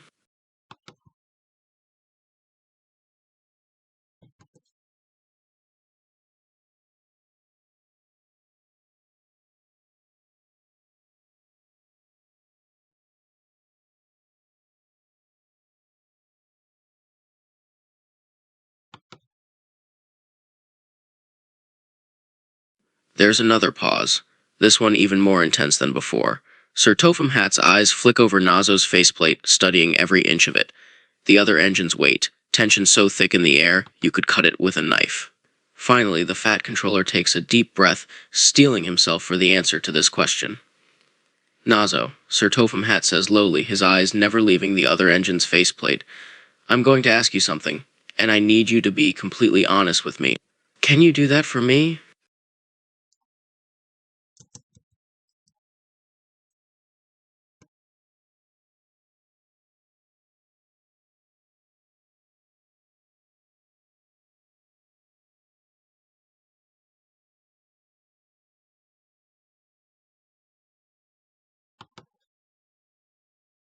Sir Topham Hatt nods slowly, the other engines all exchanging nervous glances.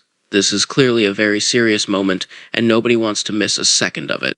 The Fat Controller speaks again, a second later, his voice quiet, measured, and serious, but also strangely cautious, as if he's carefully trying to word this question.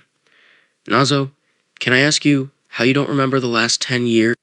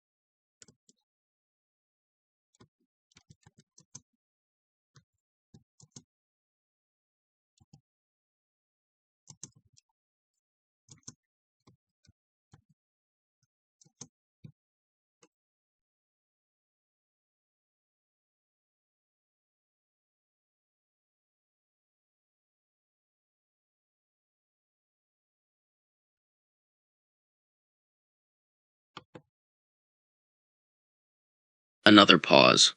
Sir Topham Hatt's hands clench at his sides, his faceplate unmoving as he listens to Nazo's explanation.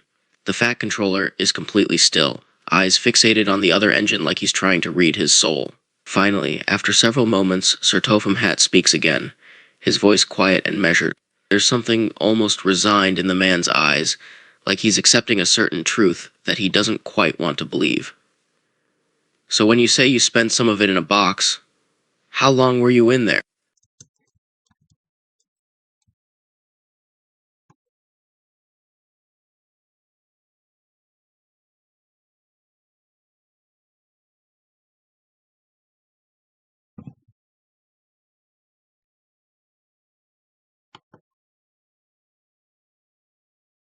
Sir Topham Hatt's face does something between a twitch and an actual flinch. The other engines, meanwhile, all exchange horrified glances, clearly not expecting the answer to be that specific. 2 weeks? Sir Topham Hatt repeats in disbelief, his voice strained as he processes this new information. Nazo, you're telling me that for 14 days straight you were trapped inside a crate with no light, no air, no maintenance at all?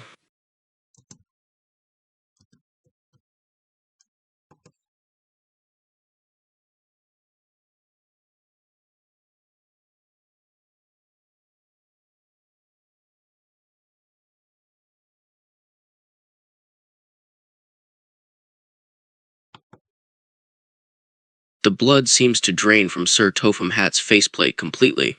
For a moment, the Fat Controller's eyes are completely wide, his expression one of utter shock. He stands there, just staring at Nazo like he can't believe he just heard that. Nobody in the shed moves for several seconds, not even a breath. So let me get this straight, Sir Topham Hatt says slowly, as if still trying to make sure he fully understands it. For the first 14 days of those 10 years, you were completely alone, trapped in a dark, airless box with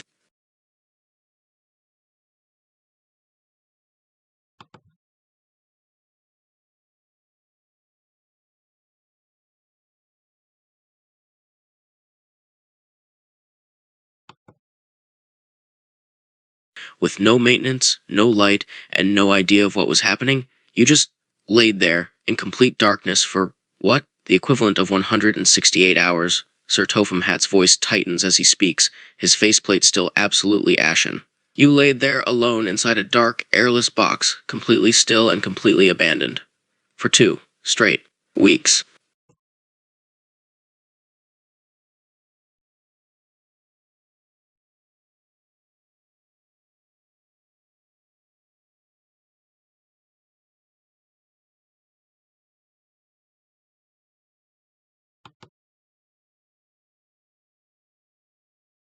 A long, heavy silence follows.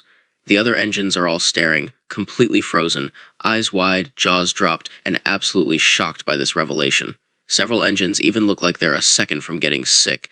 Even Duke is silent for once, staring at Nazo like he just saw something horrifying. For his part, Sir Topham Hatt is just standing there, unmoving, his eyes fixated on Nazo and his faceplate completely white. Jesus Christ, the Fat Controller finally mutters to himself after several excruciating seconds. Bloody hell.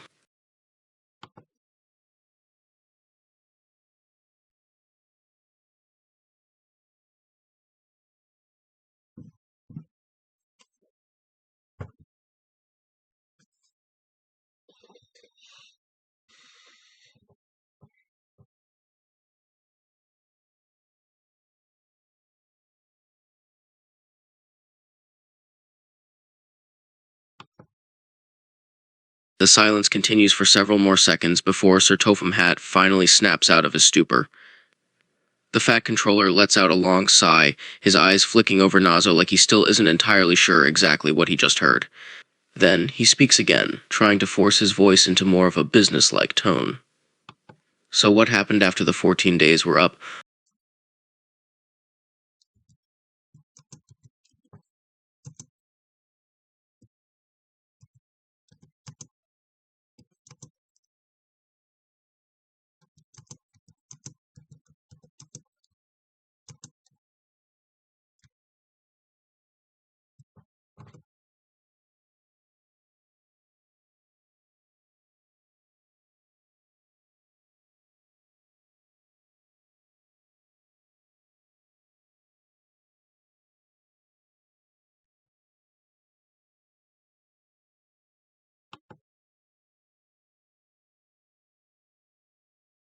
Sir Topham Hatt's eyes widen again, and the color seems to drain from his faceplate a second time. The other engines all exchange horrified glances, clearly even more shocked than before. For several excruciating seconds, no one says anything while the Fat Controller processes this new information. The silence is only interrupted by the sound of strained, labored breathing as Sir Topham Hatt tries to control himself. Bloody hell! The Fat Controller mutters again under his breath, his voice low and strained. You're telling me that after being locked up for 2 straight weeks, you were put in London?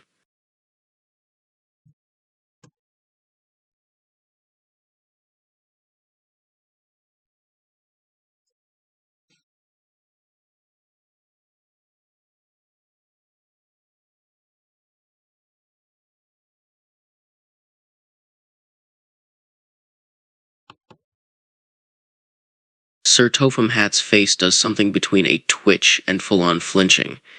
The other engines are all frozen in place, looking like they just witnessed something truly horrifying.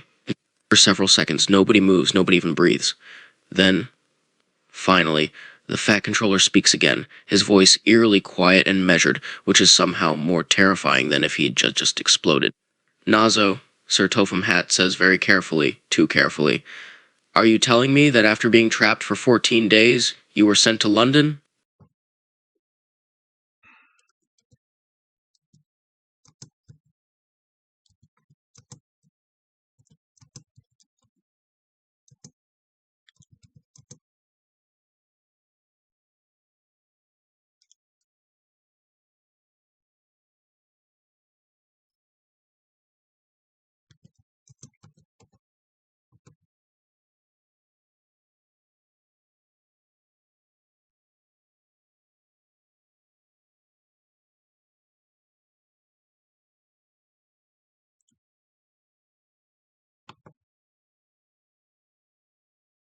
By now, Sir Topham Hatt looks absolutely pale, even for a train's faceplate.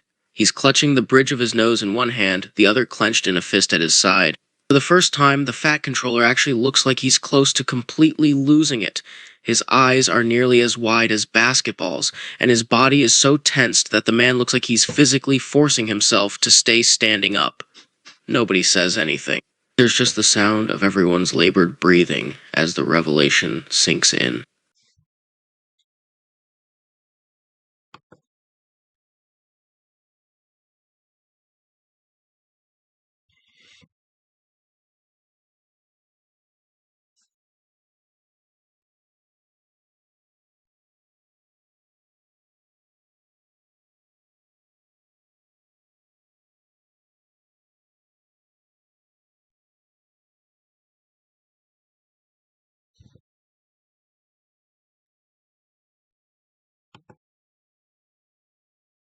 Then, after what feels like an eternity, Sir Topham Hatt manages to pull himself together, forcing himself to speak again. He sounds breathless, but at least he's managing to keep his voice mostly even this time. Bloody Jesus Christ, the Fat Controller mutters to himself, still massaging the bridge of his nose. The other engines are all just watching in shocked silence. Nobody says a word as the Fat Controller takes a few deep breaths.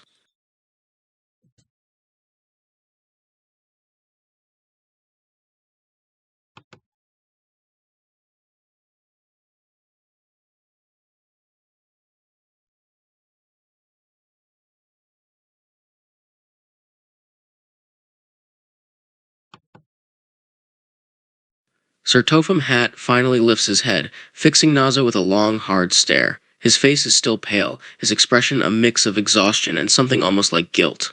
When he speaks again, his voice is quieter than before, still strained but also strangely measured. Nazo, Sir Topham Hatt says slowly, too carefully, I need you to answer me very honestly. A pause. Then, did anyone in London ever check on you?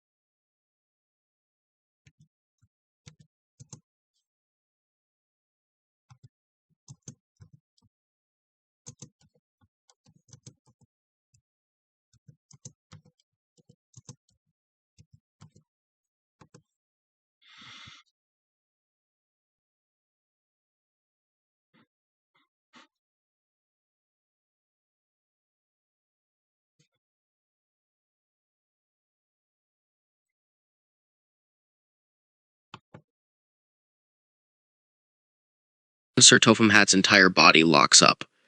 For several seconds, the Fat Controller just stares at Nazo, his faceplate completely frozen in a mix of horror and disbelief. The other engines are all wide-eyed, looking like they're on the verge of either passing out or screaming. Then, finally, Sir Topham Hatt lets out an exhale that sounds more like a choked groan than anything else. You... His voice cracks slightly as he starts speaking again, before cutting himself off with another sharp breath. They sent you to scrap? After only 6 months?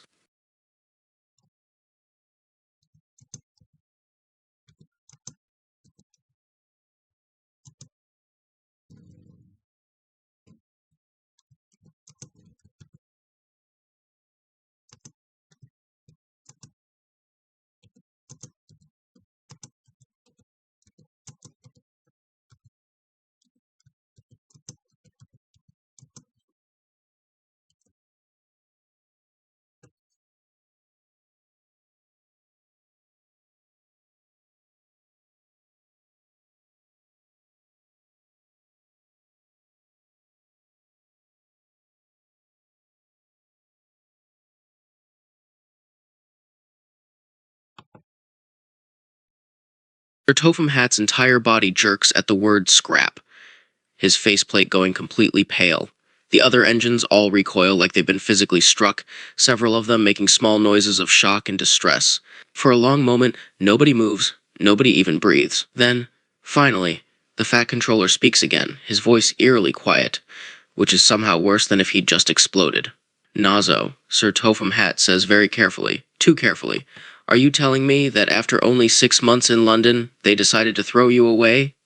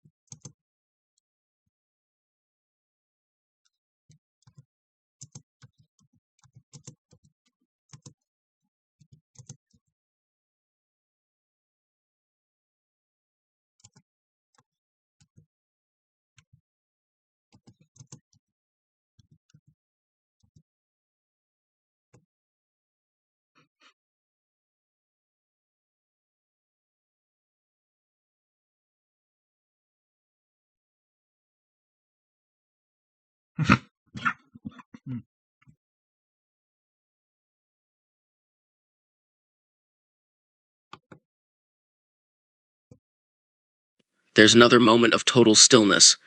Everybody's frozen in stunned, shocked silence, the Fat Controller included.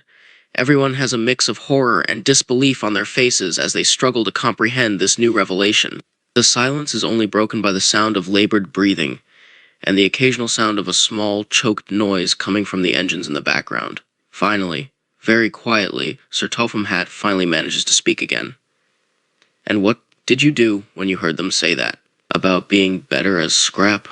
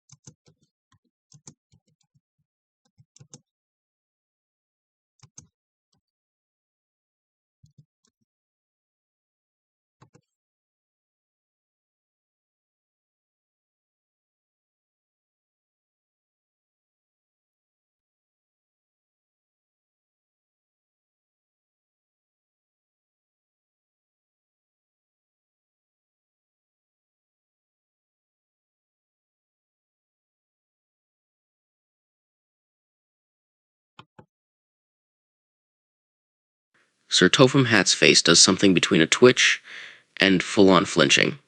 The other engines are all frozen in place, looking like they just witnessed something truly horrifying. For several seconds, nobody moves, nobody even breathes. Then, finally, the Fat Controller speaks again, his voice eerily quiet, which is somehow worse than if he'd just exploded. Nazo, Sir Topham Hatt says very carefully, too carefully, are you telling me that after they called you trouble, after calling your life not worth fixing, you still try to prove them wrong?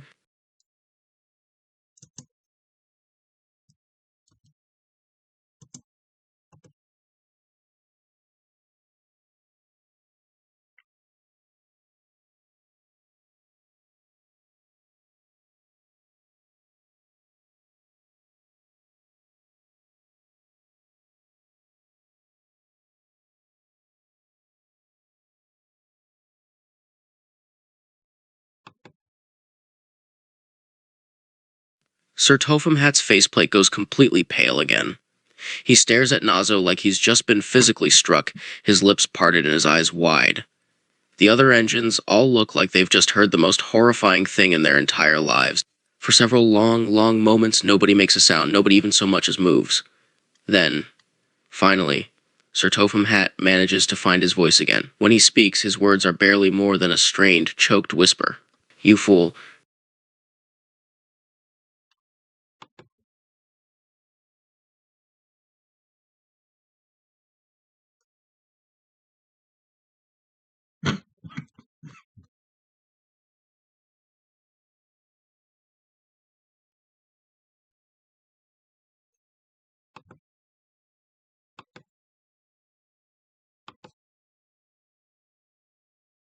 Sir Topham Hatt's faceplate is still deathly pale, his hands clenching and unclenching at his sides like he's physically restraining himself from, well, nobody really knows what.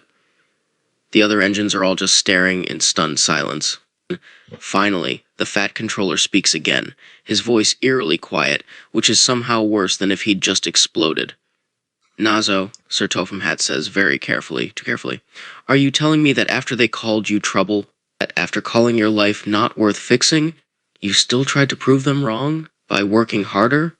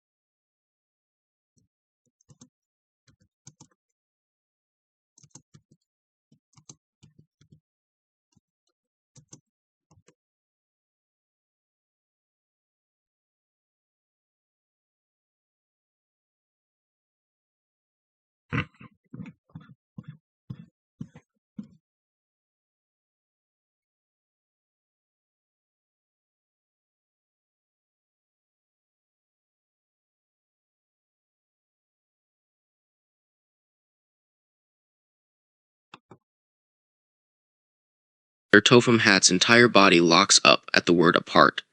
His faceplate is so pale it almost looks ghostly, his eyes wide and unblinking. The other engines are all frozen in place, several of them with their hands clapped over their mouthplates in sheer horror. For several long, agonizing seconds, nobody moves, nobody even breathes. Then, finally, manages to choke out a single sentence. Nazo. His voice sounds strangled. Did they ever stop you?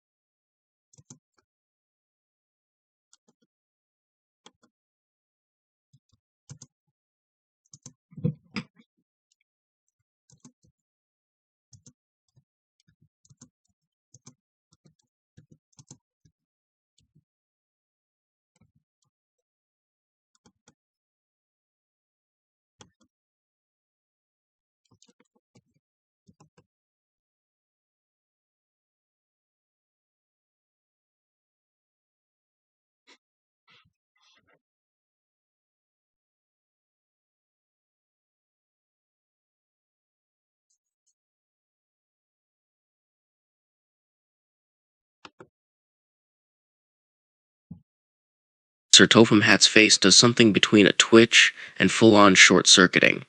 His hands clench at his sides, his entire body tense like a coiled spring. The other engines all look physically ill, several of them making small noises of distress. 160. The Fat Controller chokes out before cutting himself off with another sharp breath. Nazo, you're telling me that after they called you scrap, after your parts started failing, you just ran faster? A pause, then in an eerily quiet voice. Did anyone even try to stop you?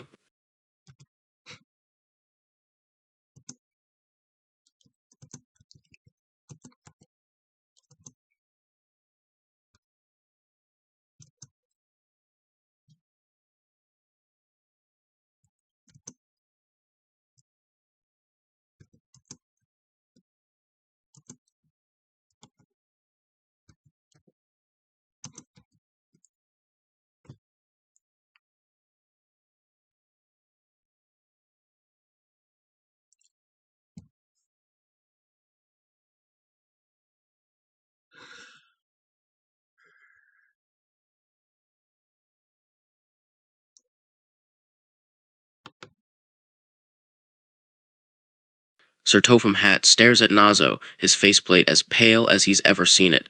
The Fat Controller looks physically ill now, like he's about a second from being sick. Nobody else moves for several seconds before Sir Topham Hatt finally speaks again, his voice tight and strained, but at least he's trying to even it out a little. They didn't even try to catch you. They just let you... Did you... How long did it take for you to stop?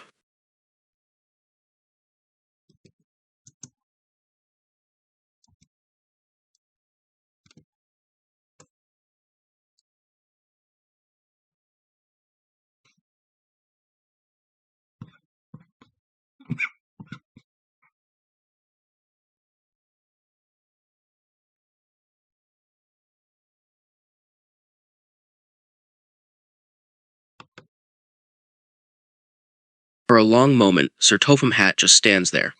He's completely frozen in place, every muscle locked, his faceplate paler than it's been this entire conversation, and his eyes wider than saucers. For a few seconds, the only noise is the sound of labored breathing, and the occasional quiet, choked noise from the shocked engines in the background.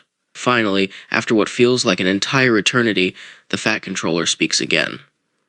Nazo, that entire time you were doing nothing other than run? For 5 straight days?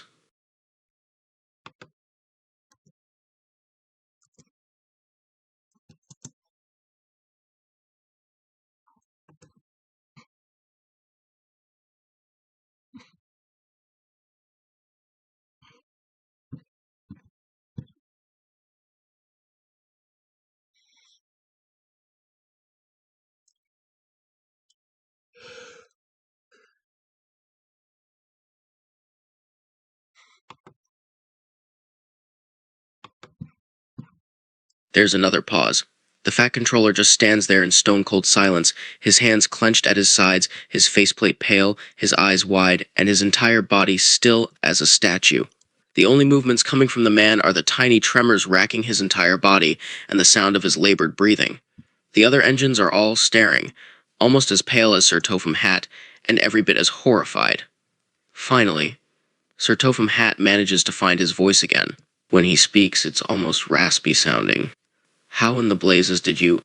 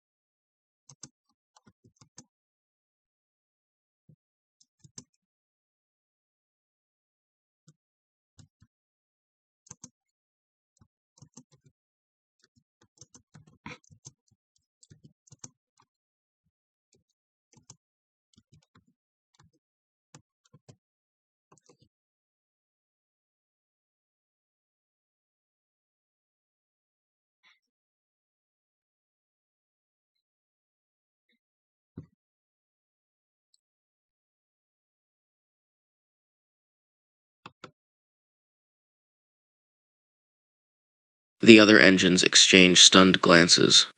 Then, almost as one, the entire shed turns as a collective to stare at the workshop door where Nazo's disappeared into, several of them looking like they want nothing more than to go after the other engine while the others just seem physically sick.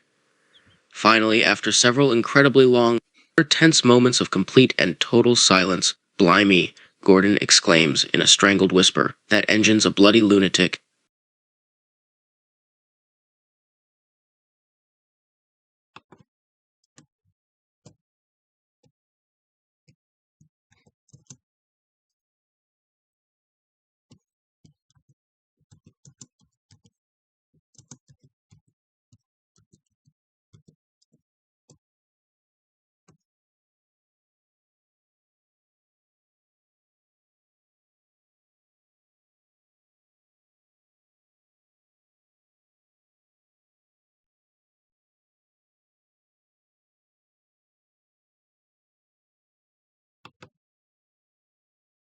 James, who had been eerily quiet the entire time, finally moves.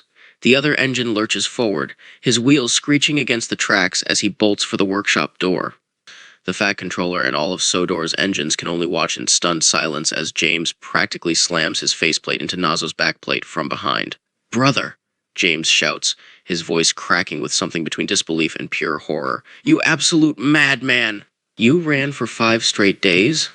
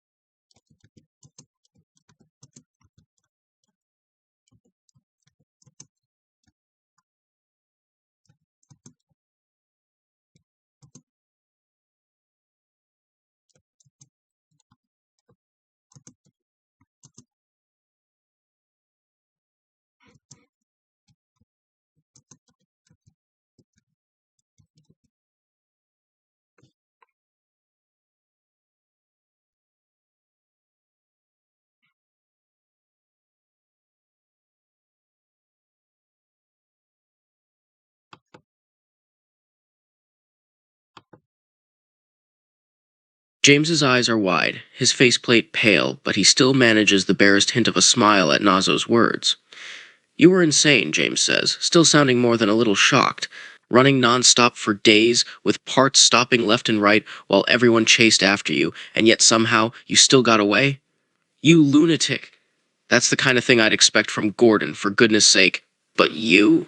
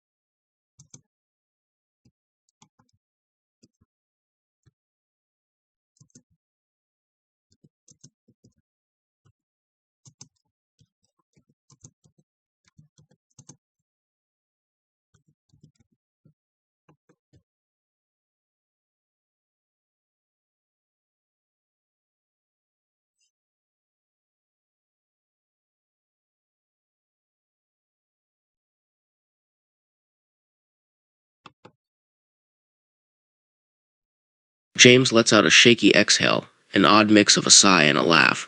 He sounds torn between being furious and in awe, his faceplate still pale, his hands clenched at his sides, but also the barest, most reluctant hint of a smile twitching at the corner of his mouthplate. "No," James says, his voice a quiet whisper now. "No, of course I didn't want you to be sent to scrap. But you bloody idiot. You almost got yourself killed, Nazo. Did you not realize that?"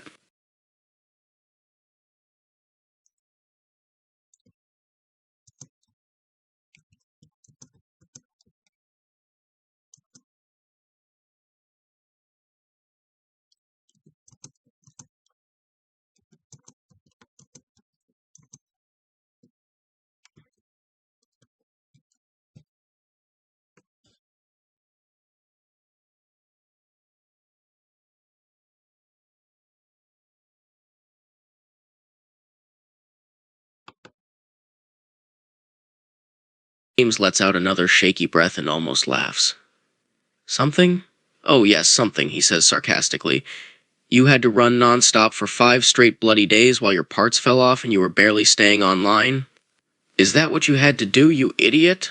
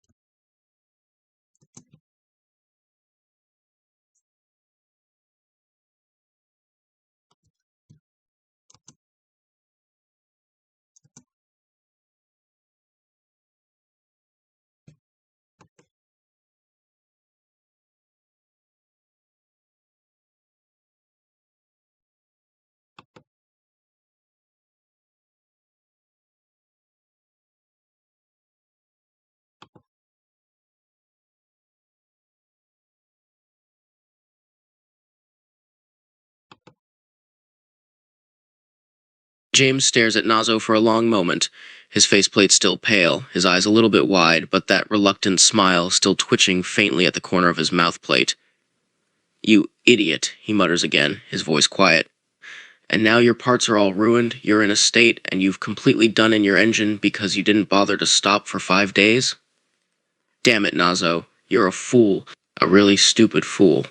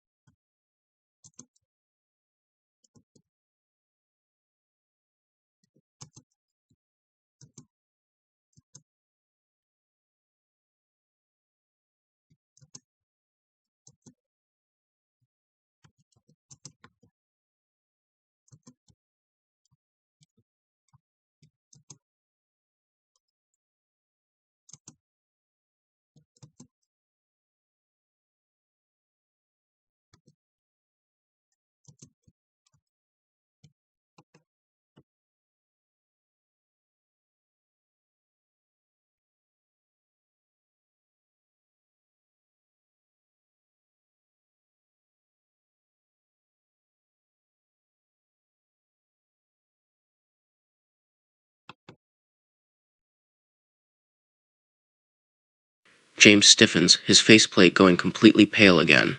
The other engines all go eerily quiet, the mood in the shed shifting from shock to something more uneasy. Nazo, James says, very carefully. Are you saying that if you hadn't run, they would have already scrapped you? A pause, then quieter.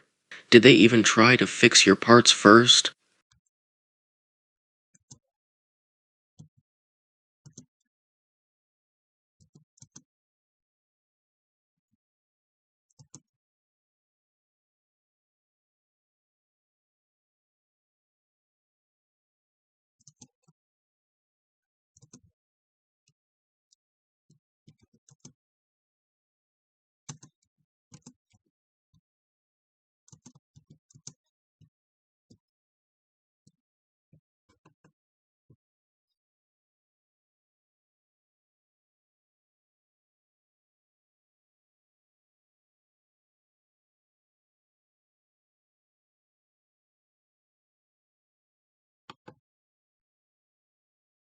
James freezes. His faceplate is white, his eyes wide, his hands clenched so tightly that the metal of his plating groans under the strain. The other engines are all completely still, nobody even breathes for several seconds. Then, James's voice comes out in a strangled whisper. They just didn't try? A beat of silence, then, louder, anger seeping into his tone now. And you knew they wouldn't fix you? So your only choice was to run yourself into oblivion?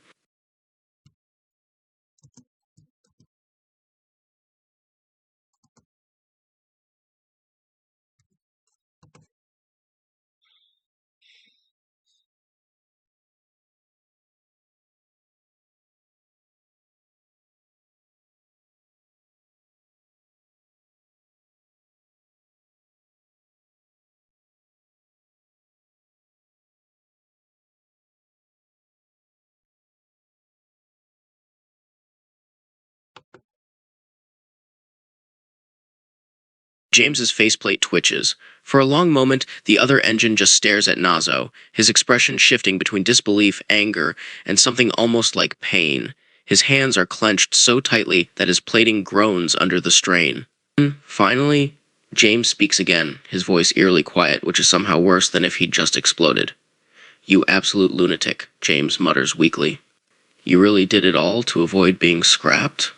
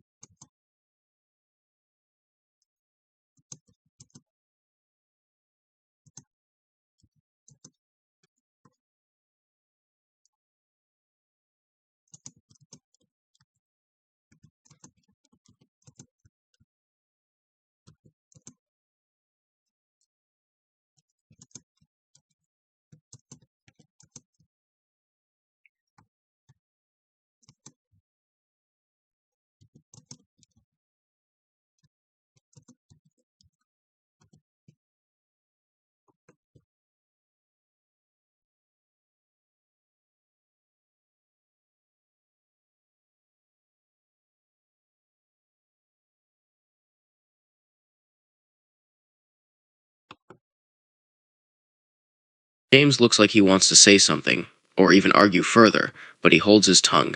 Finally, he lets out a long, shaky exhale, something between a sigh and a groan. All right, James says, his voice still quiet as he eyes Nazo. "You want to sleep? You can sleep. Hell, it's the least I can do." "Go on, you lunatic," he says, patting Nazo's back plate. "I'll ask Thomas to show you around the yard. Just get some damned rest, all right?"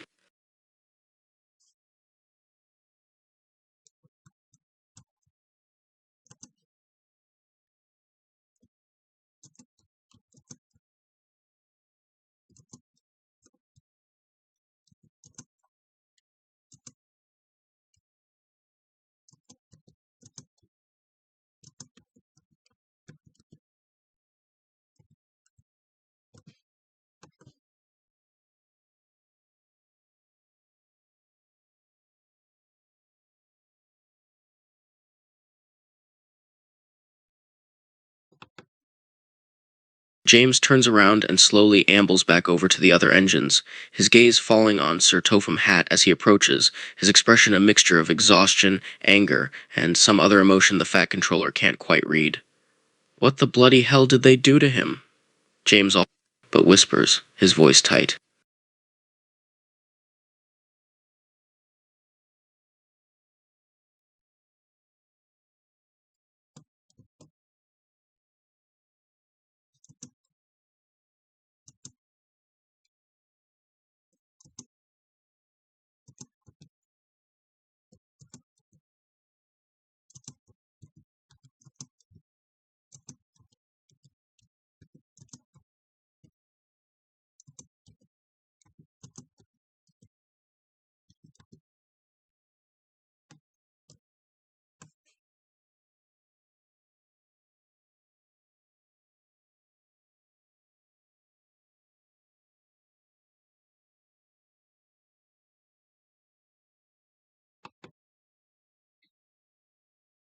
The other engines are all silent as they watch James, several of them still looking a mix of horror, shock, and disbelief.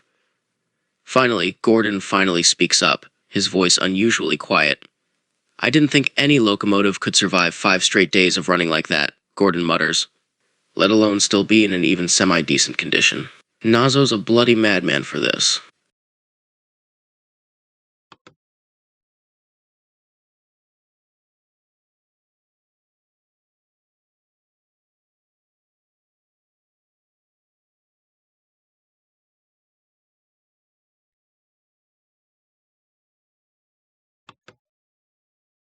Several of the other engines nod in agreement, the entire shed still eerily quiet.